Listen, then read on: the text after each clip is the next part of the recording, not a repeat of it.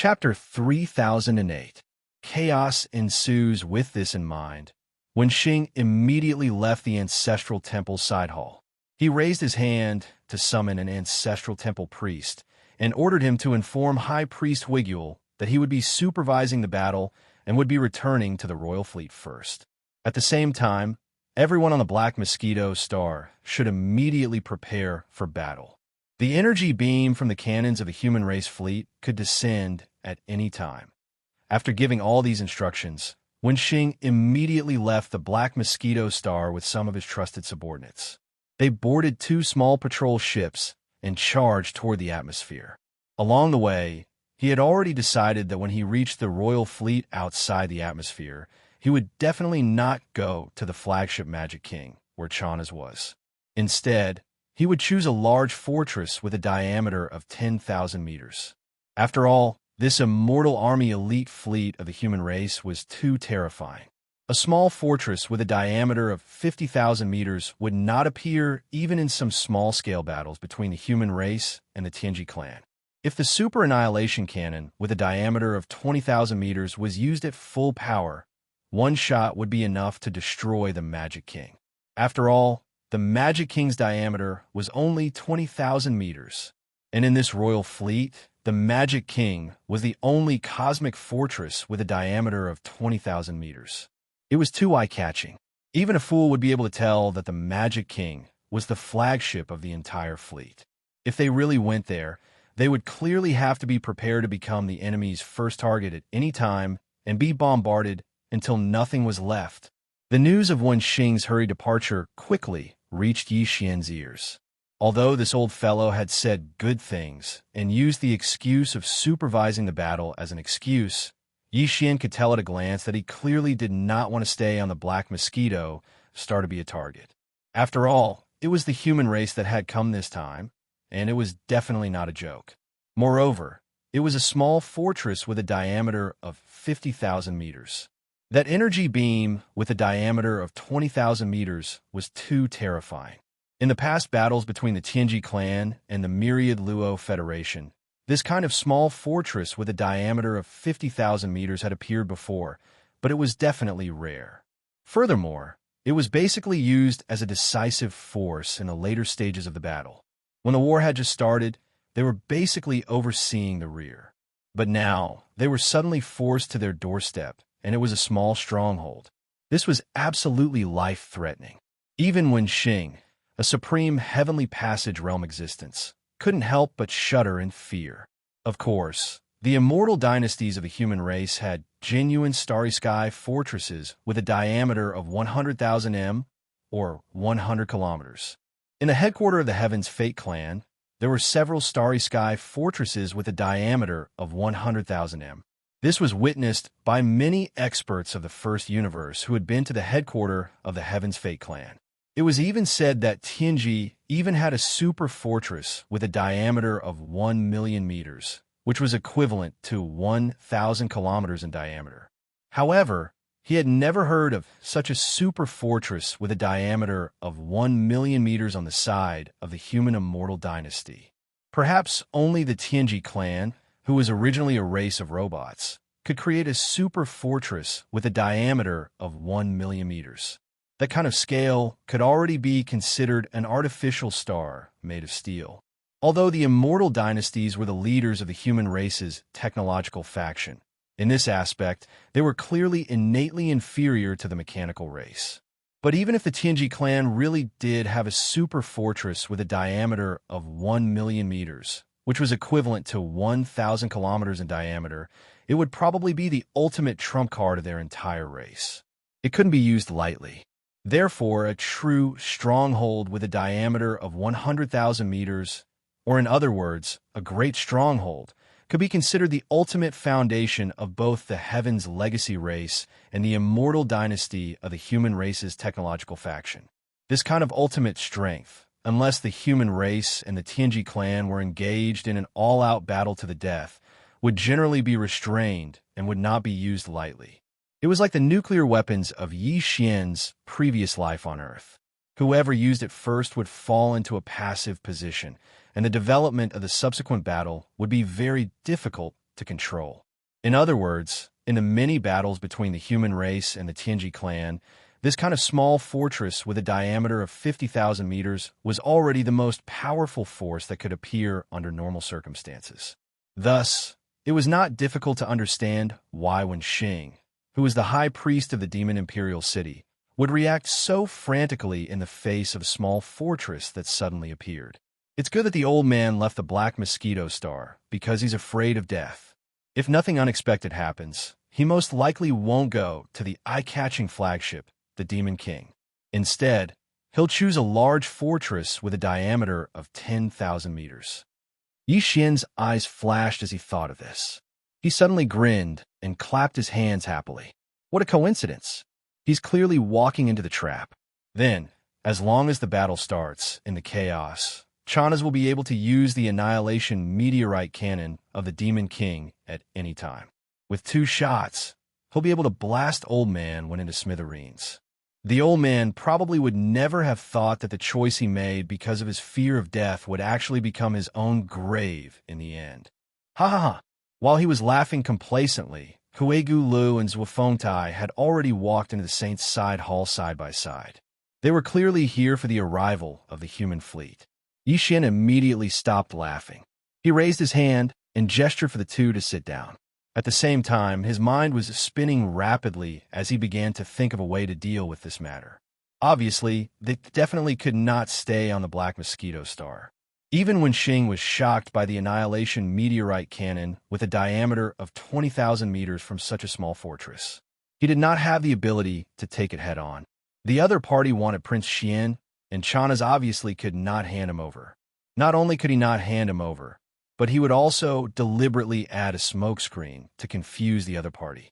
He wanted to give the other party the illusion that the person was in his hands, but he would not hand it over.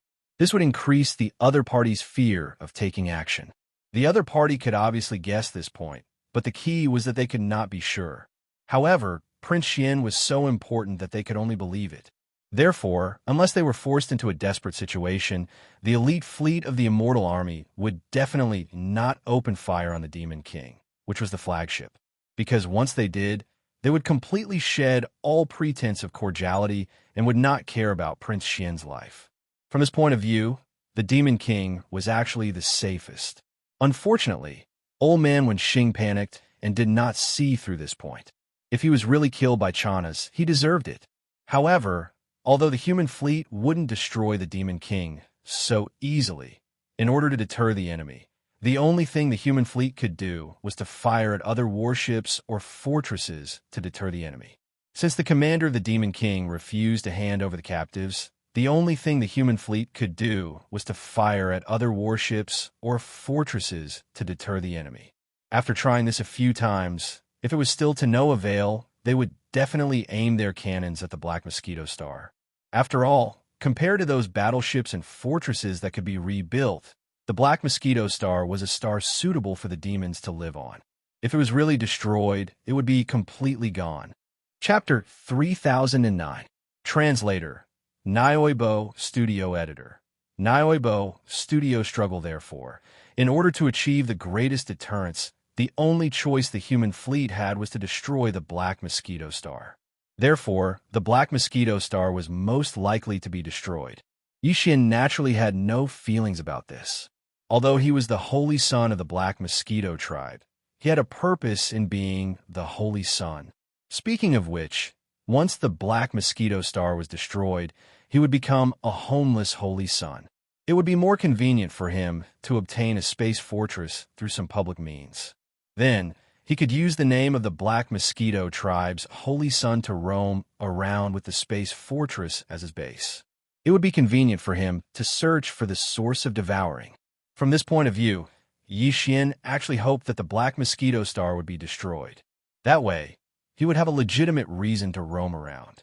Even if the demonic Emperor planet sent an order, he could pretend that he did not receive it. All he needed to do was to mess up the space fortress internal communication system. These thoughts flashed through Yi Xian's mind. The more he thought about it, the more he felt that this was a once-in-a-lifetime opportunity. Otherwise, even if he was the holy son of the Black Mosquito tribe, He would be suspicious if he roamed around all day long in search of a source of devouring. Thinking of this, Yixian gritted his teeth and made a decision. He turned to Zhuofontai and Huigulu and said in a low voice, "According to my analysis, the Black Mosquito ship is most likely to be destroyed. The human fleet this time is full of cosmic-level warriors, and the flagship is just a small fortress. Although the Tianji tribe has the same level of combat power, they won't be able to arrive in time. The human fleet's commander also understands this. Their goal is to achieve their ultimate goal of pressuring the border before the Tianji tribe's forces of the same level arrive." As it happened, Chanas couldn't hand over the prisoner at all. Also, they were playing Tai Chi with the enemy. For deterrence, the commander of the human fleet could only choose to blow up some warships and fortresses to force Chanas to submit. In the end, Black Mosquito was bound to be their target.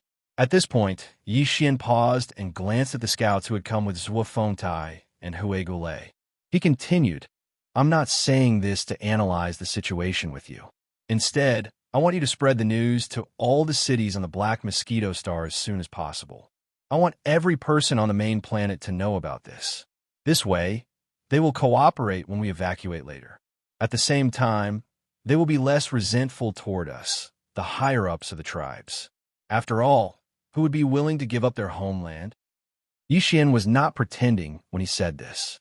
He thought of Earth, which had been named Nine Heaven Star by the Wan Luo Federation. Although Earth was now under his jurisdiction in name, he had not returned for a long time. He did not know how everyone on the planet was doing. Although some of his important old friends had been moved into the undying world in his body, the undying world was still growing. In order to prevent those old friends from being affected, Yixian requested the devouring system to set the continent they lived on into a state of absolute isolation.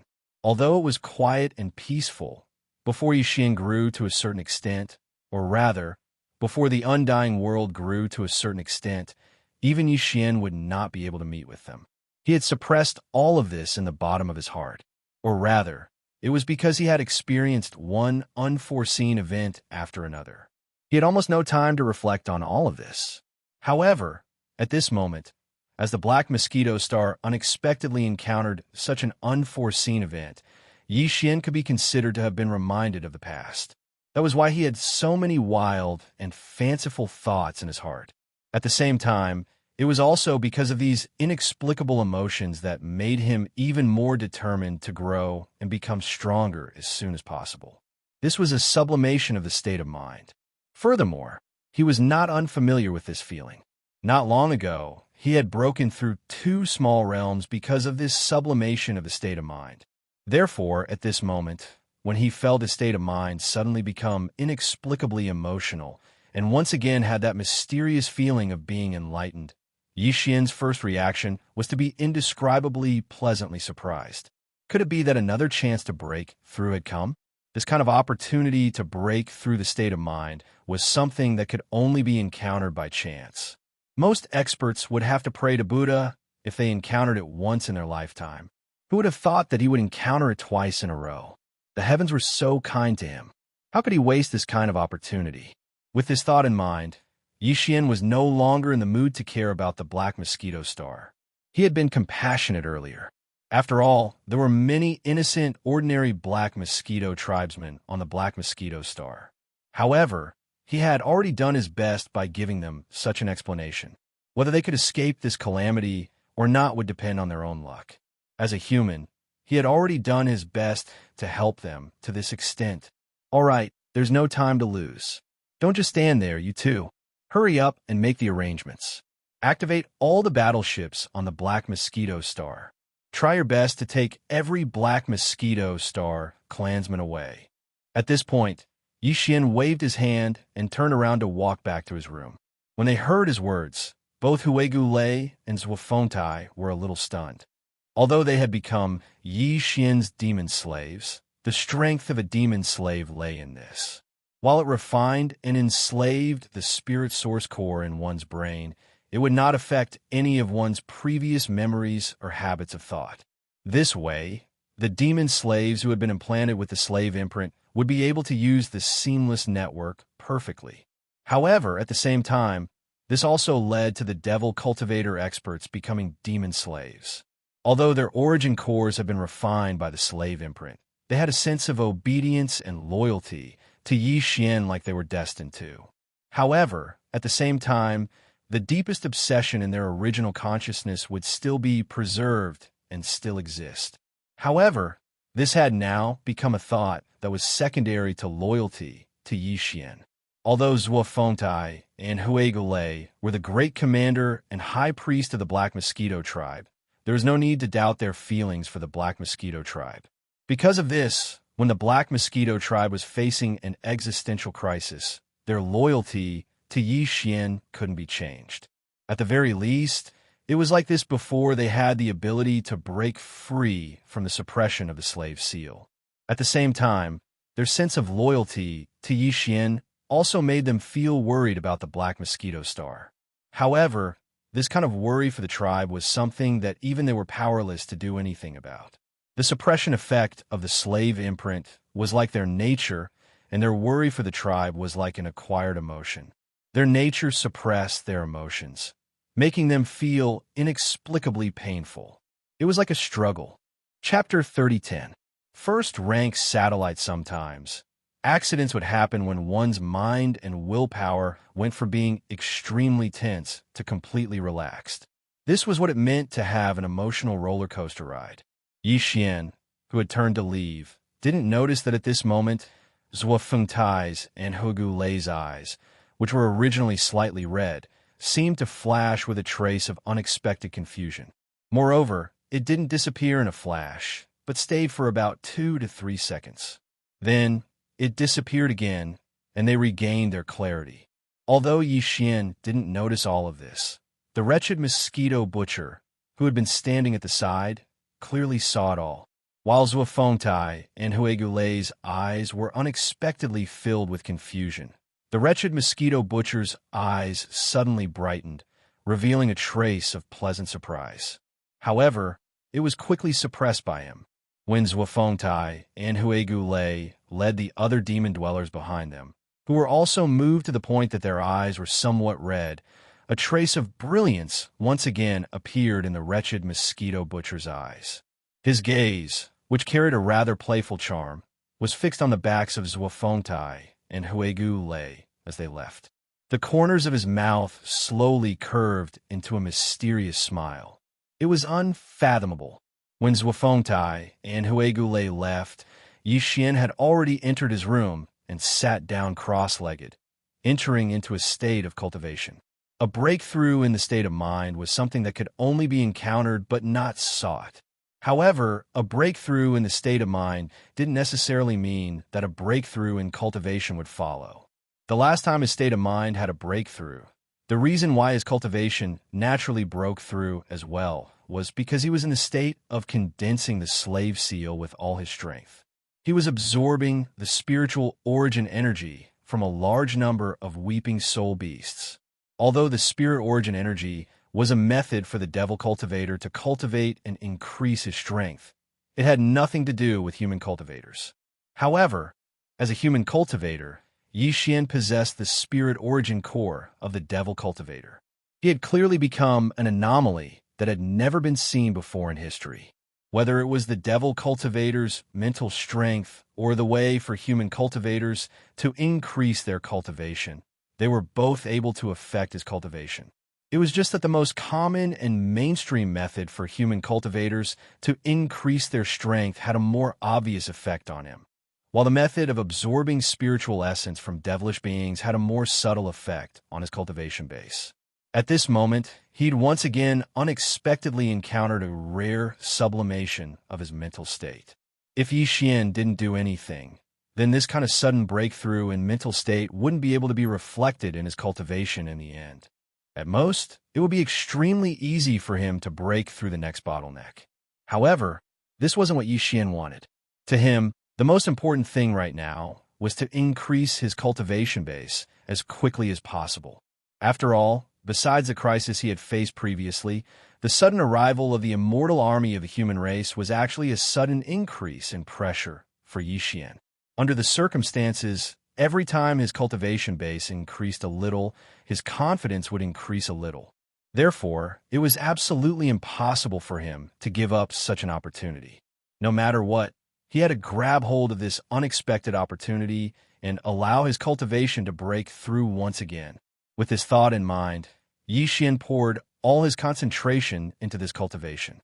He even gritted his teeth and took out 1,000 of the thousands of devilish brain cores that he had collected previously. He had intended to use them to assist in breaking through the sixth metamorphosis of his mind power source core in the future. At the same time, he instructed the system to absorb the spiritual essence within them at full speed. As for the source core, he had put in a lot of effort this time.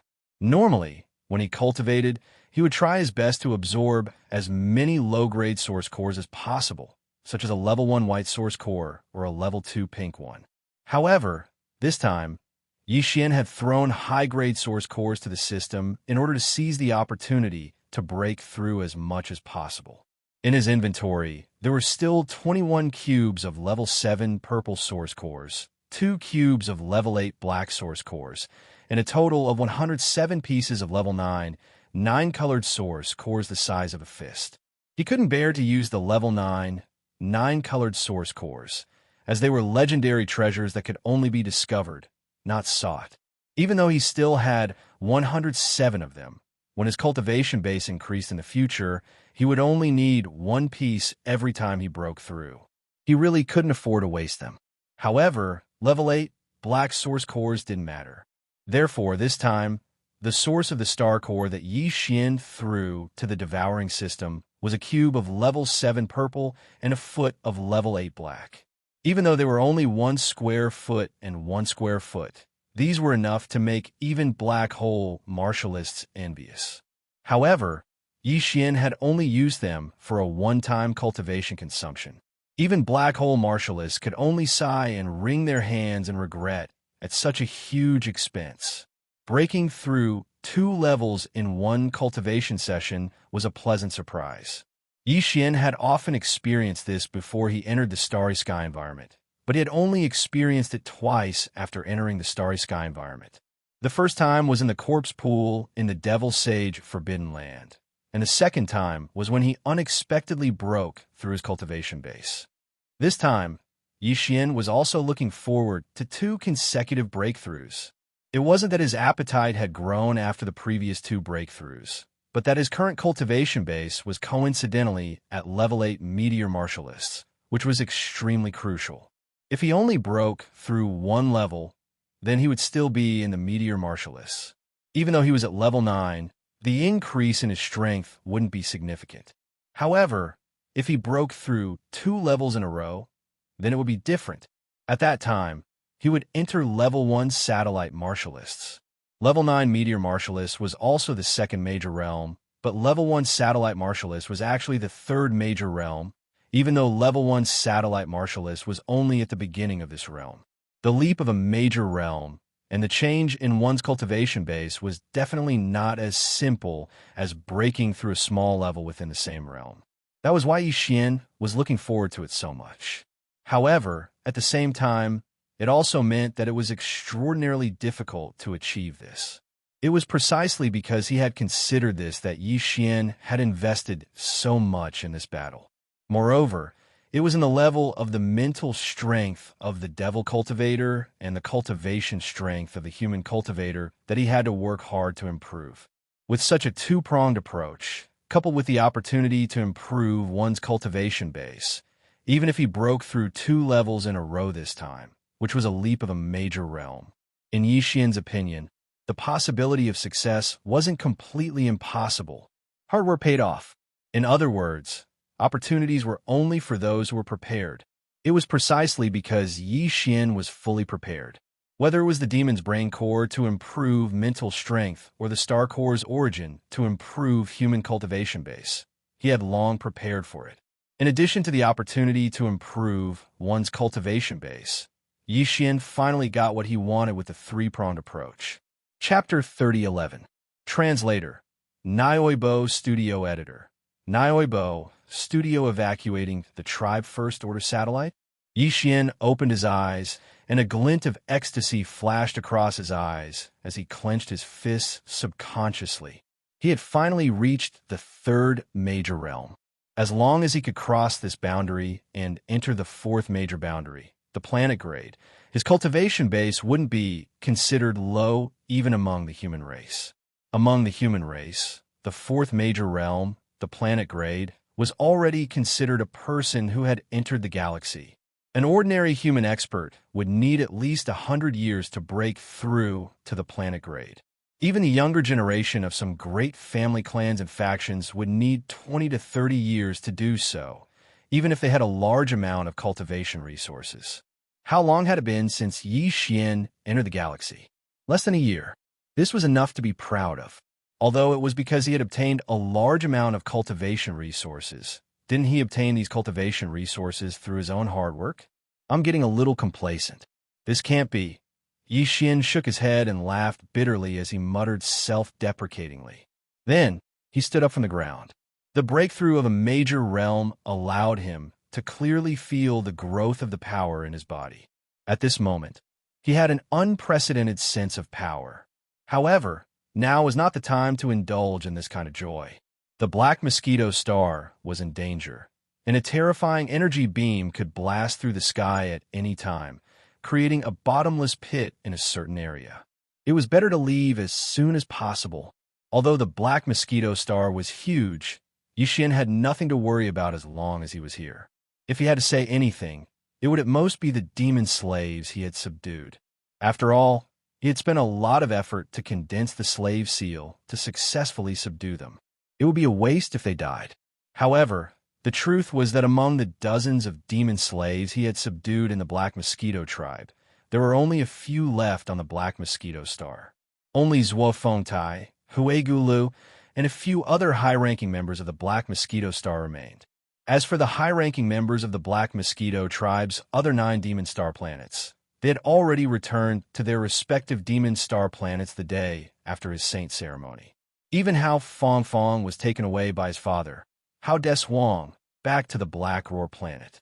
Now, the Black Mosquito Star was a little hard to see through. Hao Deswang was the first to leave, and he was even in a hurry. It was clear that he did not want to get involved in this mess. As for the Black Mosquito Star's demon slaves, they were all higher-ups. Whether it was Zhuo Fengtai, Hui Gulei, or the others, not to mention anything else, just their cultivation alone was above the black hole realm. Therefore, Yi Xian didn't need to worry about their safety. If there was really anyone who needed him to remember to leave the Black Mosquito planet, it would probably be the wretched old mosquito butcher. However, he had been following Yi Xian around like a sticky candy. Even if Yi Xian wanted to forget about him, it was basically impossible. When Yi Xian walked out of the Saint Side Hall, he looked around and saw that everything within sight was bustling. There were quite a few demon dweller cities on the Black Mosquito planet. There were dozens of them. However, as he stood on the peak of the Black Mosquito Peak where the ancestral temple was located, he could only see the main city of the planet, Black Mosquito City. Right now, the low altitude of Black Mosquito City was densely packed with warships of various sizes. Although the demon people were not as passionate about technology as the human race's technology faction and the Everlasting Dynasty, they were attached to the Tianji clan, a strange race that was even more gifted than the humans in terms of technology research and creativity. Therefore, after so many years of assimilation, the experts of the demon people were already used to using technology, although they were not very proficient in it. Right now, there were warships of various sizes floating in the low altitude of Black Mosquito City. Other than the official warships, many of them were even the private warships of some demon people experts. At this critical moment of the survival of the tribe, very few people would continue to hide. It was good to be able to take away one more tribesman and some important resources. Soon, under Yi Xian's silent gaze, some warships that were fully loaded took off one after another. Soon, they darted into the high atmosphere of the night sky. Of course, it was the atmosphere in the opposite direction of the human race's fleet. In just half an hour, the entire Black Mosquito City was almost empty. All the demon people experts were taken away by the warships. They were going to the other 9 demon planets of the Black Mosquito tribe to catch their breaths and then make more thorough arrangements. The situation in the Black Mosquito City was similar to that in the other demon cities on the Black Mosquito Star. In short, except for some stubborn people who would rather die than leave, all the members of the Black Mosquito tribe on the Black Mosquito Star were transferred away one after another. Although they were in a rush and did not have time to take away many important resources, those were just worldly possessions. At this time, they could not care about them. Did not matter. The few Black Hole Realm higher-ups in the Black Mosquito City who had been taken as demon slaves by Yixian had all left. Only Huegu Lei and Zhuofontai each stayed with a dozen or so trusted subordinates. After everything was arranged and carried out, the two of them hurried to the Black Mosquito Peak, where the ancestral temple was, with a dozen or so trusted subordinates behind them. This was because Yixian had been standing there quietly with his hands behind his back. The Black Mosquito Star was getting emptier. Even when he extended his mental power and scanned the area with the demon people's mental power, there were only a dozen or so weak demon auras in the Black Mosquito City and the few nearby demon cities. These were clearly demons who were seriously ill or waiting to die. Since they were going to die, it did not matter where they went, so they might as well die in their homeland. All of this caused Yixian to inexplicably sigh with emotion. He was indeed not a demon person. Sometimes he would even kill demons and take their brains. However, at this moment, Yixian really sympathized with the Black Mosquito Star and the entire demon race. At the end of the day, they were just a pitiful race that had been enslaved. Even the noble demon emperor had to personally send his closest uncle to the Tianji clan on a battleship before he inherited the throne. The uncle would be sent to the Tianji clan as a hostage and would never be allowed to return to his homeland. Perhaps the demon race had no choice but to do so. If the heavenly legacy race did not exist, they might not have become mortal enemies with humans. After all, they looked exactly the same, and perhaps they had some kind of bloodline connection from countless years ago. This was a heaven-defying idea. No one knew if anyone had thought about it before, but Yixian suddenly remembered it and remembered it. He decided that if he had the chance in the future, he would investigate this matter. The heavenly legacy race? How ruthless. I'm looking forward to it. Speaking of which, I've never seen a real member of the heavenly legacy race. Chapter 3012. Translator. Nioibo, studio editor. Nioibo, studio caught in the crossfire. Holy Sun. All the tribesmen have settled down. Apart from those who were unwilling to leave because they were running out of time, everyone else has left. Now that the Black Mosquito Star is nothing to worry about. Holy Sun. Should we also leave? Just as Yixian was in a daze, Zhuofontai and Greybone flew over and landed on his left and right respectively. Behind the two of them were a dozen or so trusted subordinates.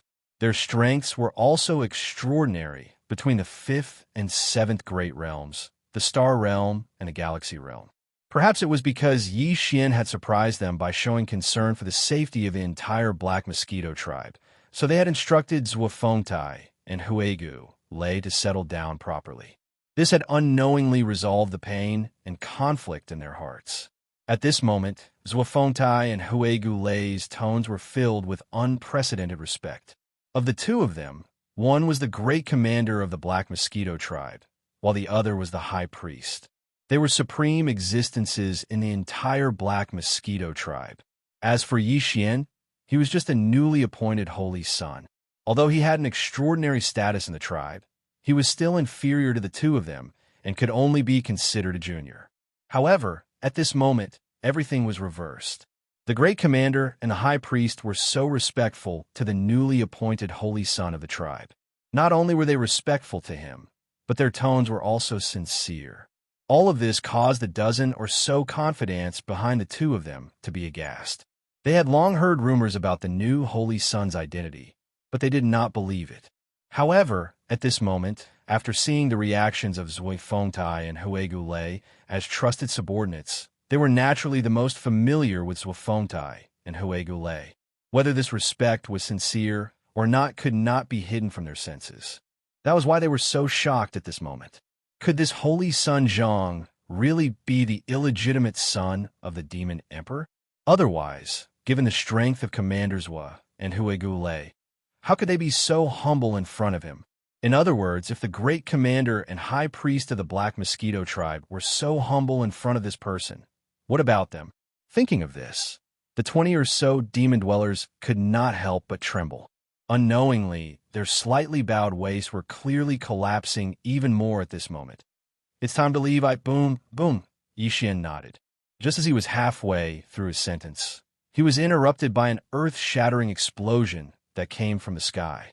This explosion was so loud that it was as if the heavens and earth-shattering world. Yixian, Huigulei, and Huigulei, as well as their trusted subordinates, reflexively, they all looked at the sky and looked. In the next instant, the expressions of everyone changed abruptly, and they revealed a wisp of extreme shock and astonishment. In their line of sight, a huge and dazzling firework was exploding in the depths of the night sky. It was clearly a huge firework caused by the explosion of a battleship. A large part of the sky was illuminated, and even the atmosphere in that area was burned by the firework. As a result, the scene outside the atmosphere was reflected in the eyes of Yi Xian and the others. Obviously, this was the flagship of the elite fleet of the human clan's Immortal Legion, which was the small fortress with a diameter of 50,000 meters, which was caused by the energy beam of the super annihilation cannon, because what exploded at this moment was clearly a huge fortress of the royal clan's fleet with a diameter of 10,000 meters. A huge fortress with a diameter of 10,000 meters had been completely blown into a cloud of dazzling fireworks by a single blast. Furthermore, this cloud of fireworks was rapidly extinguishing after blooming to the extreme.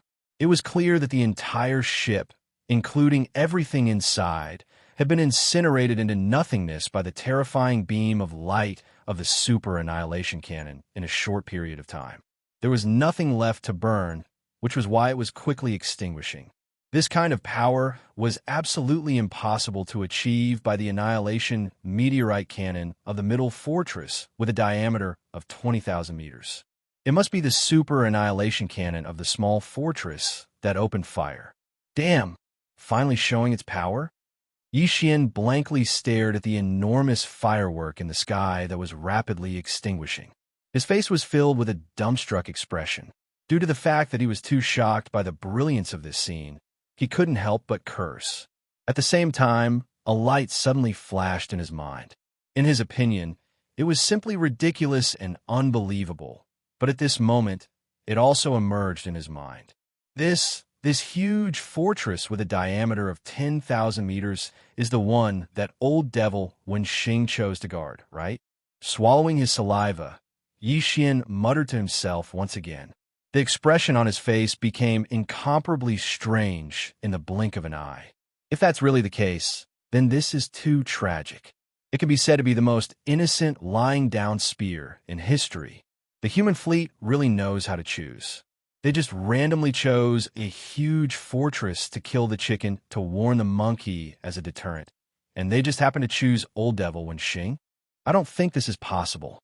While Yixian was muttering to himself and looking at the sky with a strange expression on his face, in the main flagship of the royal fleet outside the atmosphere of the Black Mosquito Star, which was the command cabin of the Demon King with a diameter of 20,000 meters, Chanas, who was also shocked by the terrifying power of the super annihilation cannon, was also in a daze at this moment. Gulp, gulp. After a long time, Chanas also swallowed his saliva subconsciously. Then, the expression on his face quickly became strange. It was definitely not weaker than Yixian's, or even more so. At this moment, Chanas, who had vaguely regained his senses, finally regained his ability to speak. He muttered to himself, "This is really F*** up. No, this is clearly F*** up by a F*** Kerr. Old Devil Wenxing's luck is too bad, isn't it? It hasn't even been an hour since we entered that large fortress. Yet it was blown away by a single cannon blast? What the F***CK? I was just muttering that once the fight starts, I should find a chance to take advantage of the chaos to blow up that fortress of his. Just as I was thinking about that, old devil when Xing actually died by himself? Huh. This is clearly the rhythm of God's help. It seems that Zhang Wuji is indeed a lucky general. He casually came up with an idea, and in the end, this is the result. I really need to teach him well later. Haha. Once this kind of lucky general grows up, his future value will be even more amazing. Whether it was Yi Xian or Chana's, at this moment, they still did not know the secret identity of Wen Xing.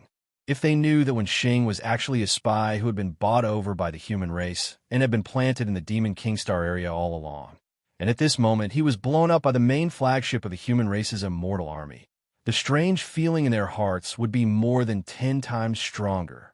Chapter 3013. Translator, Nioibo Studio Editor. Nioibo, Studio Naples flips out Naples, the general of the human race's technology faction and the commander of one of the immortal army's subordinate armies, was a top-notch expert with a square face in his 50s and a cold, solemn, and dignified expression. As for his cultivation level, it was unknown. However, one thing was certain, and that was that he definitely surpassed the Grotto Heaven realm. In other words, he was at least in the 11th realm. As for what this realm was, Yi Xian still didn't know. The highest realm that he knew of was the 10th realm, the Grotto Heaven realm. Even in the colossal army of the Everlasting Dynasty, there were not many generals, only 20 or 30 in total. Among them, Naples was definitely one of the best. He was iron-blooded and ruthless, and his methods were tough. Hence, it was obviously unrealistic for Chana's to think of using delaying methods to obtain a life. As the Heaven Cutter opened fire for the second time, a huge fortress with a diameter of 10,000 meters was blasted into a fireball and turned into nothingness. At the same time, High Priest Wen Xing, who was planted by the human race and the demon race, was also accidentally killed because of this. At this moment, the staff of the Heaven Cutter's communication team followed the orders of the fleet's commander-in-chief, Admiral Naples, and sent a spy to the Royal Race Fleet's flagship thousands of miles away. Unfortunately, Chana's response was just as unyielding. Prince Xian is indeed in our hands. We caught him the moment we returned. However, hand him over? Impossible.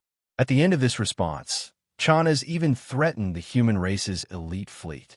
He warned that Prince Xian was in the flagship, the Demon King. If they had the ability, they should open fire on the Demon King. If they didn't have the ability, they should leave as soon as possible. Otherwise, once the powerful fleets of the Tianji race and the many slave races from the first universe arrived, they probably wouldn't be able to leave even if they wanted to. The reason why Chana's dared to say that was because he was confident. As long as the other party wasn't sure if Prince Xian was really in the Demon King, they definitely wouldn't dare to act rashly. Even if all the other battleships and fortresses of the Royal Race Fleet were blasted into smithereens, as long as the Demon King was safe and sound, he had nothing to worry about. Regarding this point, the commander of the human fleet, Admiral Naples, was also well aware. He indeed suspected that what the other party said about Prince Xian being in the cabin of the Demon King was just an empty city strategy. However, because the safety of Prince Xian was too important, Naples didn't dare to gamble at all. At this moment, Chuan Time, in the command of the Royal Race Fleet, as flagship, the higher-ups of the Human Race Fleet, were all deep in their minds, thinking. There were at least 1,000 people in the spaceship fleet base city. Surrounding the command cabin hall were all sorts of precision instruments. A small fortress with a diameter of 50,000 meters was far superior to a large fortress with a diameter of 10,000 meters and a giant fortress with a diameter of 20,000 meters in terms of basic functions. It also has many functions that the previous two bastions didn't have. That's why there were so many instruments and facilities. Among the thousands of people in the command cabin on the top floor, more than half of them were technical elites wearing the uniform of the Immortal Army. There were only 700 to 800 of them, but they were able to control the operation of the small fortress. This kind of elite skill was not something a normal army could compare to. Perhaps they were second only to the Tianji clan, who had a natural advantage in controlling machines. Apart from that, there were about 100 people in the command center of the hall. They were all high-ranking military officers of the Immortal Army. They were all Naples think tanks. Among them, there were a few figures in casual clothes. The Purplish Warbler was one of them. Although the Purplish Warbler was a direct descendant of the Xianyuan family in the Heavenly Underworld Empire, which was one of the three empires under the Immortal Dynasty, her identity and background were far from enough to establish a relationship with the higher-ups of the Immortal Army, which was directly under the Immortal Dynasty. The reason why she appeared in the command cabin on the top floor of the small fortress was very simple. On that day, when the Purplish Warbler realized that the Immortal Dynasty would definitely make a move, he immediately left the Heavenly Underworld Imperial capital and paid a great price to use the Interstellar Transmission Array to rush to the Heavenly Dust Empire's capital and then to the Heavenly River Star from the Heavenly Dust Star. If the fleets of the immortal human dynasties wanted to enter the first universe, they would have to go through this natural wormhole in the domain of the Falling Domain. Not long after, the elite fleet of the Immortal Army arrived. While the fleet was stopping at the Skyriver planet to resupply, the Purplish Warbler took the initiative to look for the fleet and requested to accompany them. She also expressed that she was friends with Prince Xian. Before Prince Xian's accident, she was with him.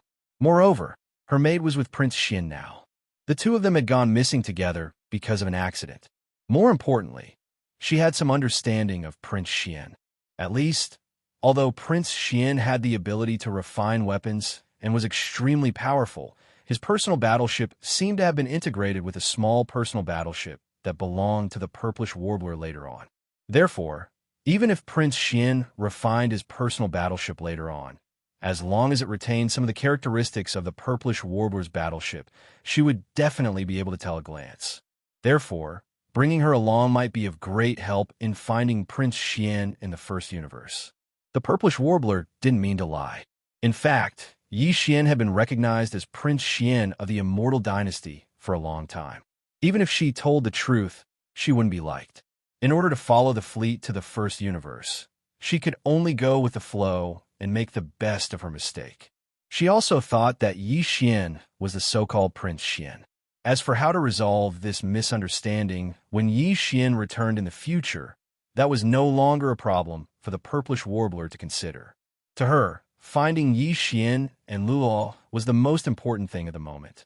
At this moment, when Chana's tough response was received by the small fortress of the sky-cleaving warship, the commander-in-chief of the human fleets, Admiral Naples, was immediately enraged and flew into a rage on the spot. Chana's, right? The commander of the demonic Imperial Guards of the demonic Imperial planet. Although this is the first time I've come into contact with you, I've heard of your great name. You actually dare to be so tough in the face of the super annihilation cannon of the small fortress. You've really impressed me. As he sneered, Naples raised his hand and pointed at the black mosquito planet in the void of the star field thousands of miles ahead. He shouted in a deep voice, "Sky-cleaving warship, super annihilation cannon order. Target, black mosquito planet. Fire with all your might, 10 consecutive shots. Obliterate this demonic planet for this general." Hearing this, the hundreds of strategists of the Immortal Army trembled violently and turned to look at each other in horror. Chapter 3014. Translator, Nioibo Studio Editor. Nioibo Studio. The surprising appearance of Prince Xian. Boom. Boom. 10 huge pillars of white light shot out, each with a diameter of 20,000 meters. The interval between them was only about 10 seconds. In less than 2 minutes, the 10 energy light pillars had all been blasted out. The super annihilation cannon's energy pillars shot out from a small fortress with a diameter of 50,000 meters were too terrifying. Even if it was a small meteor with a diameter of 20,000 meters, once it was shot out, the meteor that was enveloped by the energy pillar would be instantly vaporized and disappear. At this moment, the 10 energy pillars were shot out in a short period of time at an extremely fast speed. In the blink of an eye, they had already entered the atmosphere of the Black Mosquito Star and were heading for the land of the star. Before that, among the royal fleet of the Demonkin fleet hovering outside the atmosphere of the Black Mosquito planet, there were 6 stellar-level warships that were 3,000 meters long, 3 smaller fortresses that were 5,000 meters long, and 1 large fortress that was 10,000 meters in diameter. They were all turned into giant fireballs by the roaring energy pillars. In the blink of an eye, they were all burned into nothingness. This was clearly intentional. Not to mention the 3,000-meter-long stellar-level warships and the 5,000-meter-long and 10,000-meter-long fortresses. Even the 20,000-meter-long giant fortresses would only end up being destroyed in one shot under the terrifying energy pillars of the super annihilation cannon. F*CK. This is crazy. Who is the commander of this human fleet? Could it be that he was crazy? His methods are too tough. Among the hundreds of lieutenant generals in the Immortal Army, I can't find such an iron-blooded hawk. Could it be an admiral? Inside the giant fortress of the Demon King, Chanaz's face instantly turned pale. As he exclaimed, he immediately gave a series of orders. What are you waiting for? Damn it, you bunch of idiots. Run now. Run now. If the enemy fleet's overall commander is really an immortal general, his cultivation level definitely surpasses the Grotto Heaven realm. Not to mention this kind of super annihilation cannon. As long as he is willing, he alone can attack the Devil King.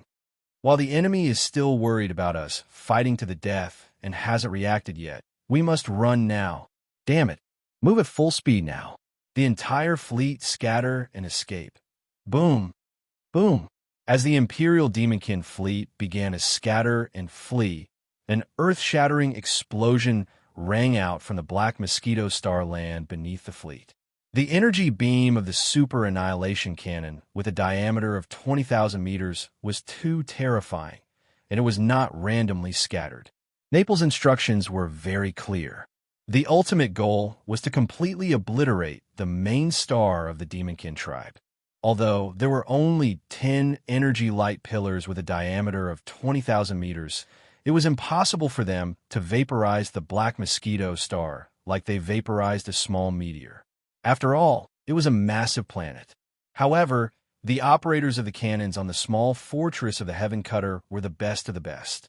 According to their calculations and deductions, it was not a problem for them to destroy a colossal object like the Black Mosquito Star with 10 energy beams. At this moment, as the 10 energy light pillars exploded, the entire Black Mosquito Star, which was engulfed in a cloud of dust, failed to escape the fate of being obliterated. The huge celestial body fell apart and turned into 3 huge pieces of cosmic dust with irregular shapes. It no longer had the shape of a natural celestial body. Even the atmosphere that originally covered the entire Black Mosquito Star completely dissipated and became a mess in this huge explosion. At this point, the Black Mosquito Star had fallen.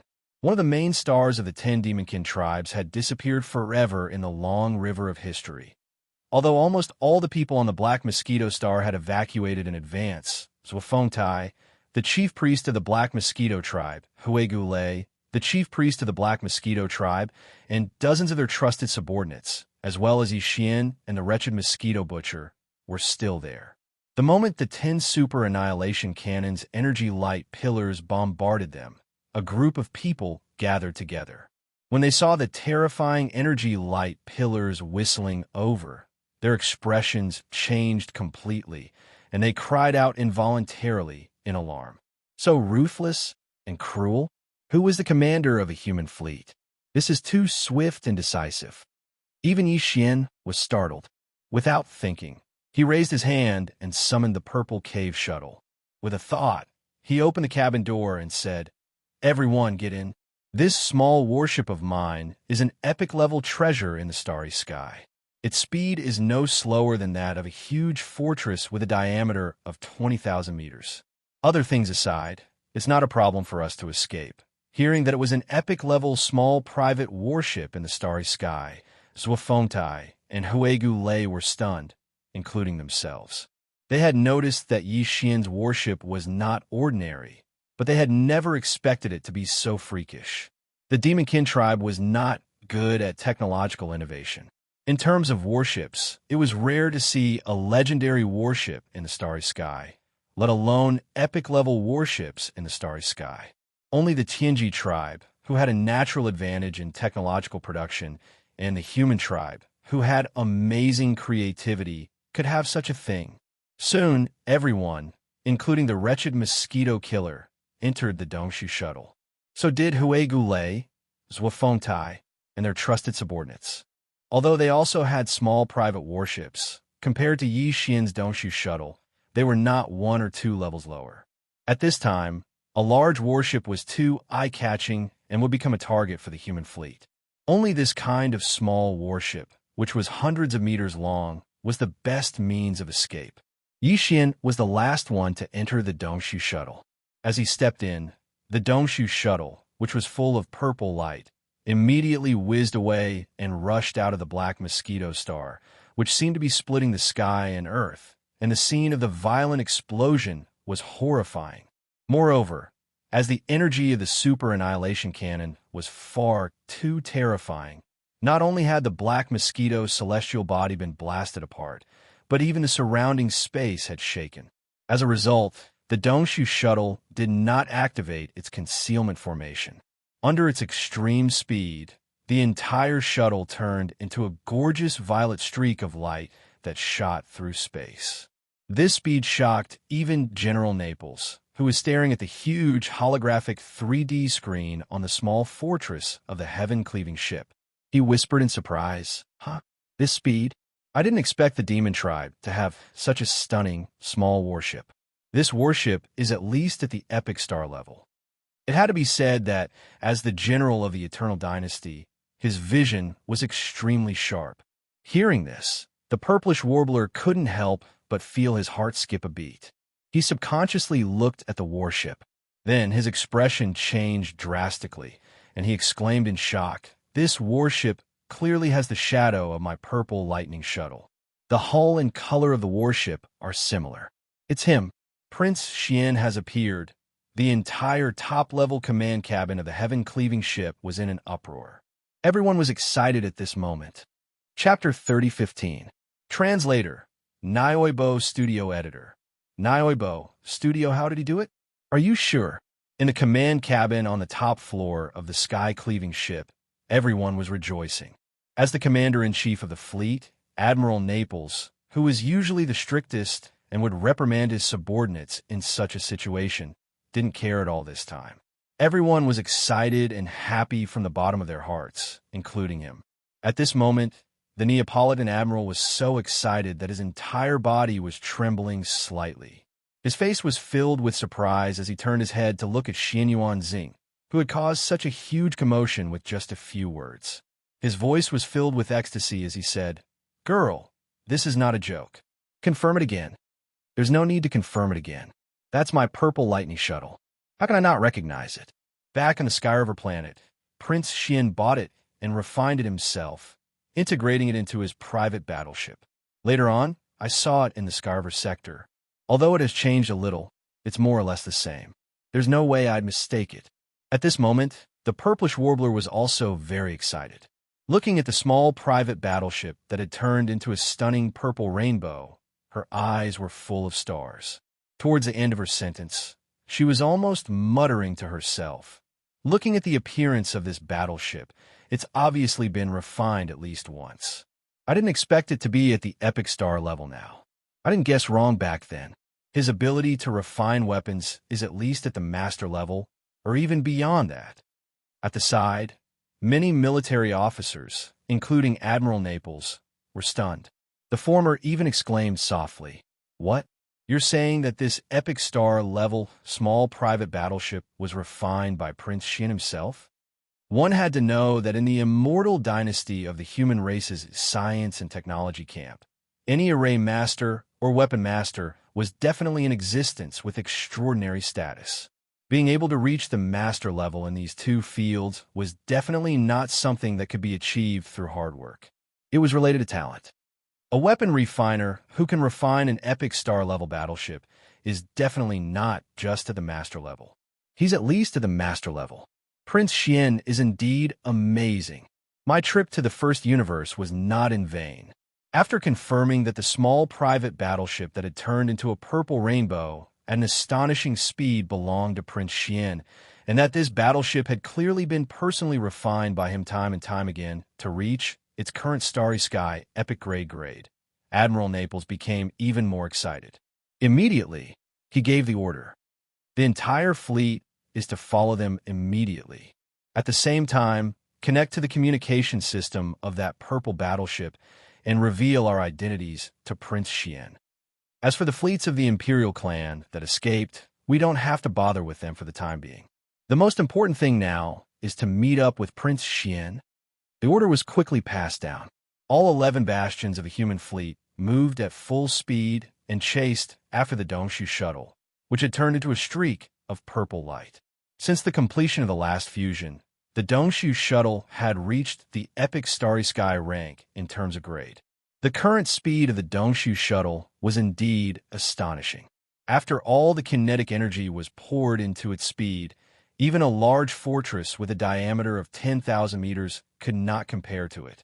It could even reach the maximum speed of a giant fortress with a diameter of 20,000 meters.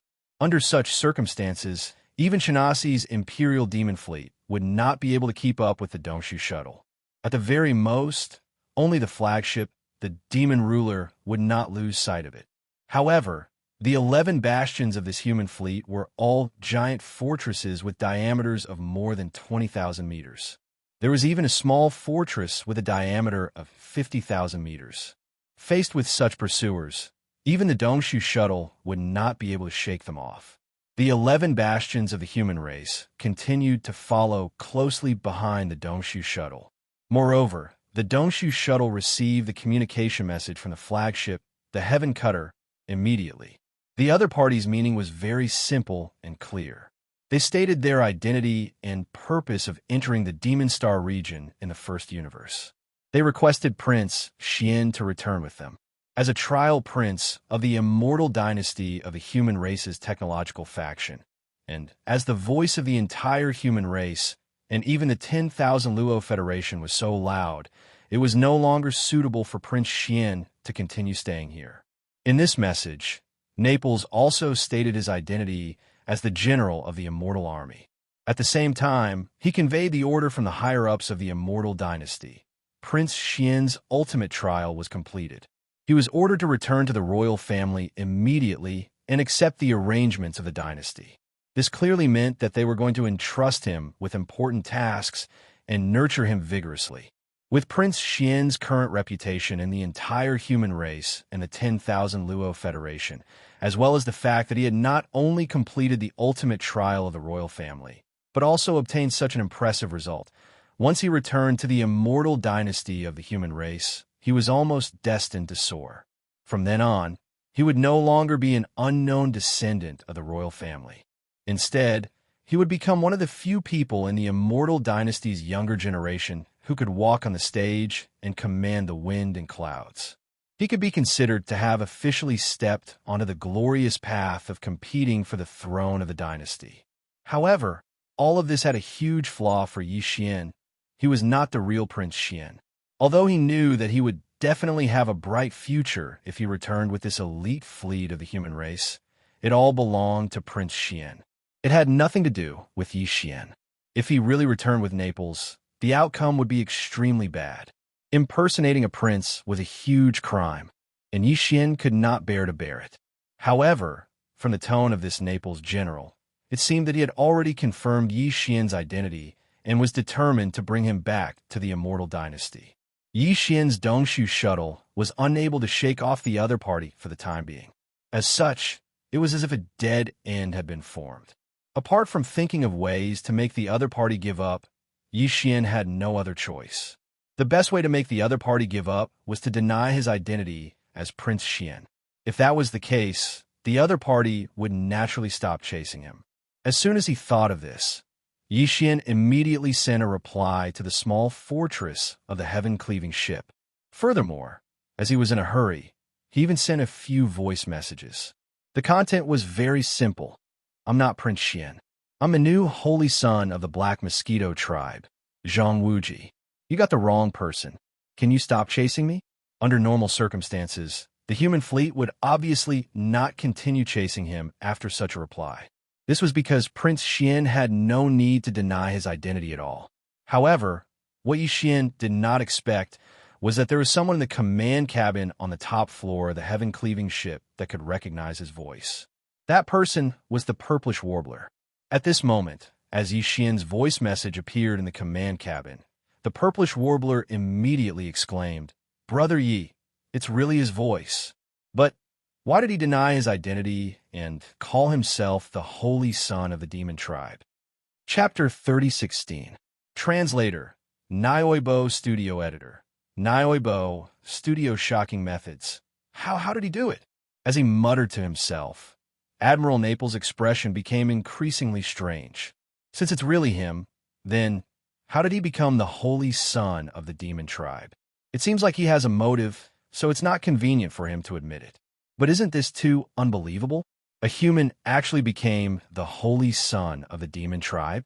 As General Naples muttered to himself, the hundreds of Immortal Army strategists exchanged glances with one another. Their expressions were strange. There were indeed human spies among the Demon Tribe, but these spies were all Demon Tribe members who had been bribed, not human powerhouses. Although Demon Tribe members and humans looked the same, Demon Tribe members' mental strength could block the detection of human consciousness. Therefore, it was extremely easy for Demon Tribe members to blend into the human race. If one didn't look carefully, they wouldn't be able to tell at all. However, it was almost impossible for a human to blend into the Demon Tribe. Without the Demon Tribe's mental strength source core, one wouldn't possess the mental strength unique to Demon Tribe members. Under such circumstances, any human powerhouse who entered the Demon Tribe would be immediately distinguished. They would be as eye-catching as fireflies in the night sky. It could be said that before Prince Xian, no human powerhouse had ever been able to successfully infiltrate the Demon Tribe, let alone climb all the way to the position of Holy Son of one of the 10 Demon Tribes. This was an existence on the same level as the 10-star tribe leader. In the 10 Demon Tribes, it was second only to the Great Commander and High Priest. In the face of Yi Xian's unexpected response, all the strategists of the Immortal Army present were at a loss. After a moment of shock, they all looked at Admiral Naples, waiting for his next order.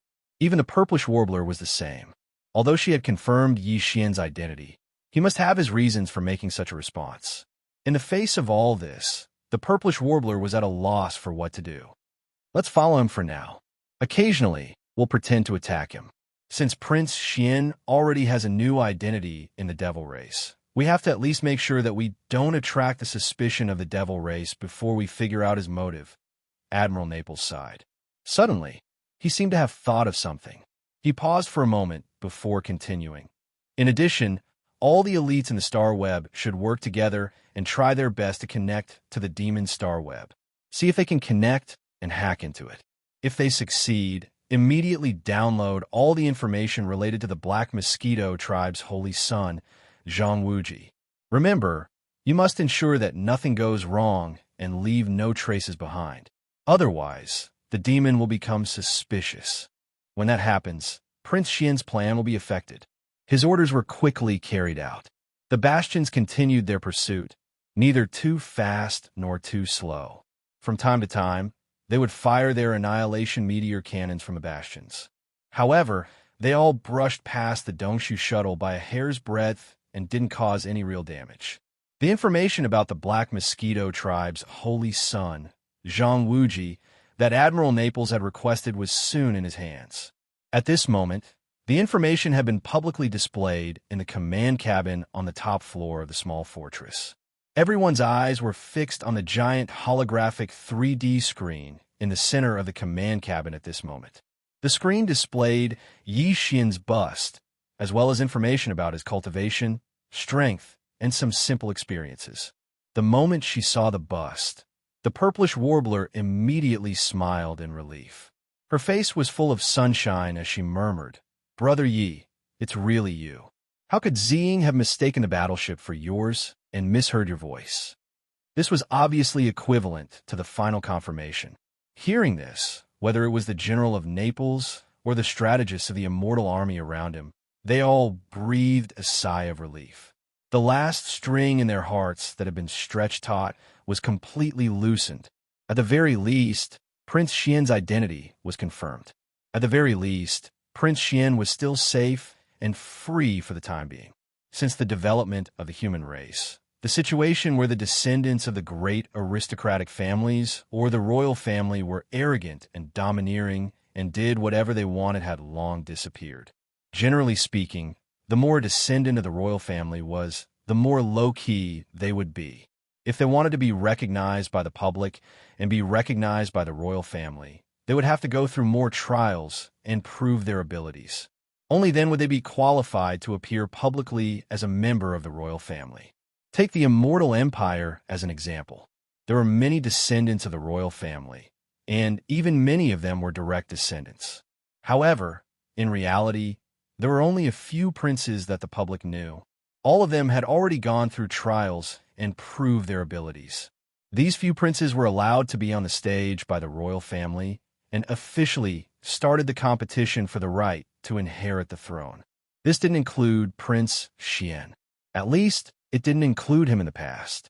Therefore, regarding Prince Xian's appearance, not to mention others, even Admiral Naples did not know. He had never seen Prince Xian before, even though he was also on the imperial capital's undying star. Furthermore, when the princes of the Immortal Empire went out for the ultimate trial, they would also change their original appearance. For the strong people in the starry sky, this wasn't too difficult. Even the real Prince Xian, who was still trapped in the myriad prison at the bottom of the Black Wind, didn't show his original appearance. However, at this moment, after Yi Xian's bust was collected as information and brought back to the human race from the small fortress of the Heaven Cutter, the image of Prince Xian, who had long been famous in the human race, was unknowingly fixed. Yi Xian probably didn't expect that at this moment he would represent the real Prince Xian and become the Prince Xian in the hearts of the entire human race and the entire Myriad Prison Federation. This misunderstanding was gradually becoming a reality, and it was walking further and further down a path that no one could have expected. In addition to the half-length portrait, the big screen also listed that Yi Xian had obtained a huge harvest from entering the Saint Demon Forbidden Area for the first time. He had even obtained a type of spiritual energy inheritance, becoming the second ranked existence among the 10 great holy sons of the demon race, and so on. All of this made Naples and the others dumbfounded. As a human, it was already inconceivable that he could successfully blend into the demon race. This Prince Xian, on the other hand, not only didn't keep a low profile, but he also made a name for himself and was extremely high profile. This method was simply too amazing. Chapter 3017. Translator, Henyi Translations Editor. Henyi Translations The Arrival of the Servant 100 Races Translator. Henyi Translations Editor. Henyi Translations. As Yi Xian entered the Demon Cultivator Star Zone, words appeared on the big screen. All the higher-ups of the Immortal Army in the command cabin on the top floor of the small fortress saw it.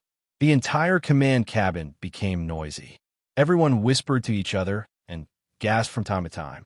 These elites of the Immortal Army naturally had a good understanding of the few princes who had been allowed to enter the stage to compete for the throne. However, from what they knew, the difference between those princes and Prince Xian was not small at all. Needless to say, Prince Xian's reputation had spread throughout the entire Myriad Luo Federation. Like an idol, he had gained the loyal support of countless fans. In addition, in terms of contributions to the Federation, Prince Xian had already entered the Earth leaderboard, while the other princes were still struggling. Furthermore, with everything that Prince Xian had done after entering the Demon Cultivator Star Zone, his ranking would soar again as soon as he returned. He might even be able to enter the Heaven leaderboard. Furthermore, Prince Xian was bold and meticulous. Not only did he have the guts to enter the Demon Cultivator Star Zone alone, but he also made such a name for himself. This wasn't something that could be done just by being bold. Without profound wisdom and meticulous planning, it was impossible. All of this was enough to show how stunning Prince Xian was. If he returned to the human race and the immortal dynasty, those princes who had been allowed to enter the stage wouldn't be able to defeat him. In other words, if nothing unexpected happened, the right to inherit the throne of the immortal dynasty would most likely fall into Prince Xian's hands. When they thought of this possibility, all the strategists were secretly excited. Their hearts were surging with emotions. If Prince Xian obtained the right to inherit the throne of the Immortal Dynasty, then they, as the higher-ups of the Immortal Army who had entered the Demon Cultivator Star Zone in the first universe to help Prince Xian when he was in danger and needed help the most, no matter how they looked at it, they would have formed good karma with Prince Xian. Once Prince Xian inherited the throne, they would definitely be important. At the very least, they would have more capital than the other higher-ups of the army. All of this made everyone's breathing heavy. Even Admiral Naples was like this. He couldn't ignore this point. In the entire Immortal Dynasty, there were dozens of people who had submitted. Among them, there were the most one-star generals. There were more than 22 star generals, 17 or 2-star generals, 12 3-star generals, 10 4-star generals, and 5-star generals, and 5-star generals, 8-star generals. However, there was only one marshal. Naples was only a 3-star general. It was said that a soldier who didn't want to be generals was not to be not. Similarly, a general who did not want to be a marshal was not a good general either. Naples, to you, Generals Naples. Was Naples' translations atlas? Was Naples to NNS? And this opportunity was only given once in every new emperor's reign. It was impossible for a new emperor to appoint 2 marshals in succession during his term. After all, to become a marshal of the Immortal Army, one's personal cultivation was also a requirement. Therefore, the marshals of the Immortal Army were almost all almighties. The possibility of them dying didn't exist at all. The only way for them to step down from their marshals was to follow the old emperor. In order to give the stage to the new emperor, he would have the opportunity to nurture his own forces and promote new marshals. Therefore, the old marshals followed the old emperor and retired. They would sit behind the scenes and become members of the Grand Elder Group in the Immortal Army in secret. Therefore, almost every 4-star and 5-star general in the dynasty would secretly observe the few princes who had already been approved by the dynasty to step onto the stage to compete for the throne. They would also choose a target to support from among them. As 3-star generals, they wouldn't have such thoughts. They had a long road ahead of them. It was a little too far to think about this now. But now, with the appearance of Prince Xian, especially with his amazing abilities, Naples, who hadn't thought much about this matter, couldn't help but be a little more active. At the same time, the hundreds of trusted advisors gathered around him were also restless. At this moment, all of them were breathing heavily. Their gazes converged on Naples, and they all began to ask questions. General, what should we do? Prince Xian's methods are amazing. He must have a big plan to climb all the way to the top of the demon race. Unfortunately, our unexpected arrival must have affected him. The upper echelons of the demon race aren't fools. After thinking about it for a while, they'll probably start to suspect Prince Xian. That's right. Prince Xian is no longer suitable to continue staying here. Even if his plan was amazing and had a high chance of success. But now, we'll just take it that we've unintentionally ruined Prince Xian's plans. We'll personally accept the punishment later. But now, we have to prioritize Prince Xian's safety. General, give the order. Prince Xian is stubborn, but we can't let him continue being stubborn. After all, if something happens, it'll definitely be a huge loss for the dynasty.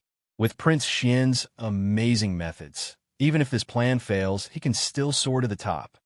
As these words spread, Naples' lieutenant general fell into deep thought. At this moment, he was also thinking about the same thing. Without a doubt, the arrival of the human fleet had indeed troubled and affected Prince Xian. This was something that no one had expected. It could only be considered an unintentional mistake. There was no need to worry about punishment. Prince Xian was so amazing that he wouldn't care about such things. In reality, even if they hadn't come, the demon race might have looked at Prince Xian suspiciously. But all of this wasn't important now. The most important thing now was whether they should retreat or continue to pursue Prince Xian and think of a way to bring him back to the first universe, even if it was by force. After thinking for a while, Naples finally made a decision. His eyes darkened as he immediately gave the order. Follow them immediately. Even if it's by force, we must bring Prince Xian back to the first universe. Also, Xianyuan girl, he might not know that you're here. Reveal your identity and persuade him. Just use voice transmission. At the side, just as Xianyuan Xing nodded her head, the expressions of the few think tanks not far away changed as they cried out involuntarily. Not good. General, the slave fleet of the first universe has arrived. Some have arrived from all directions.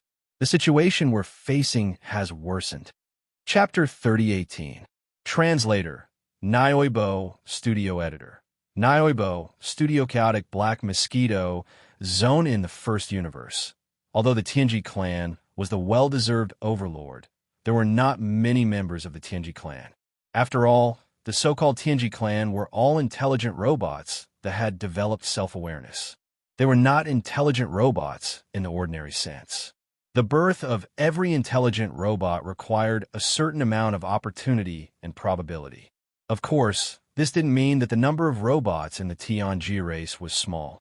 In fact, although there weren't many robots in the Tianji race that had developed self-awareness, there were still a lot of semi-intelligent robots or pure intelligent robots. It was just that they couldn't be considered true members of the Tianji race. In addition to this semi-intelligent robot army, in the first universe, there were even more slave races under the Tianji clan, including the Demon Tribe. They were all slave races attached to the Tianji clan. Among these slave races, not all of them were truly loyal to the Tianji clan and were willing to be enslaved. Many slave races were restricted by the general situation and had no choice but to submit. For example, the Demon Tribe was one of them. From the attitude of the Devil King Mo Wentin, Mo Qigong, and the other supreme beings of the Grotto Heaven Realm, it could be seen that they were not willing to be enslaved. There were many such slave races. Of course, there were also some who were willing to be enslaved by the Tianji clan. In order to distinguish all of this, one had to be in close contact with them. Otherwise, one would not be able to tell. And now that the Heaven's Legacy race had issued this arrest warrant in the first universe, all the slave races in the first universe, whether or not they were truly willing to submit to the Heaven's Legacy race, had to at least show a certain attitude in response to the arrest warrant in the first universe. Therefore, each race, more or less, sent out some search forces. To put it bluntly, they were fleets. The slave races in the first universe came in all shapes and sizes. There were all kinds of life forms. The Demon Tribe, who looked no different from humans, was actually the most normal. They were most similar to humans and robots. There was one thing that had to be explained. That was the appearance of the Machine Tribe. Although they were essentially machines with self-consciousness, in terms of appearance, all of them were actually the same as the Human Tribe, including the leader of the Tianji Tribe, Di.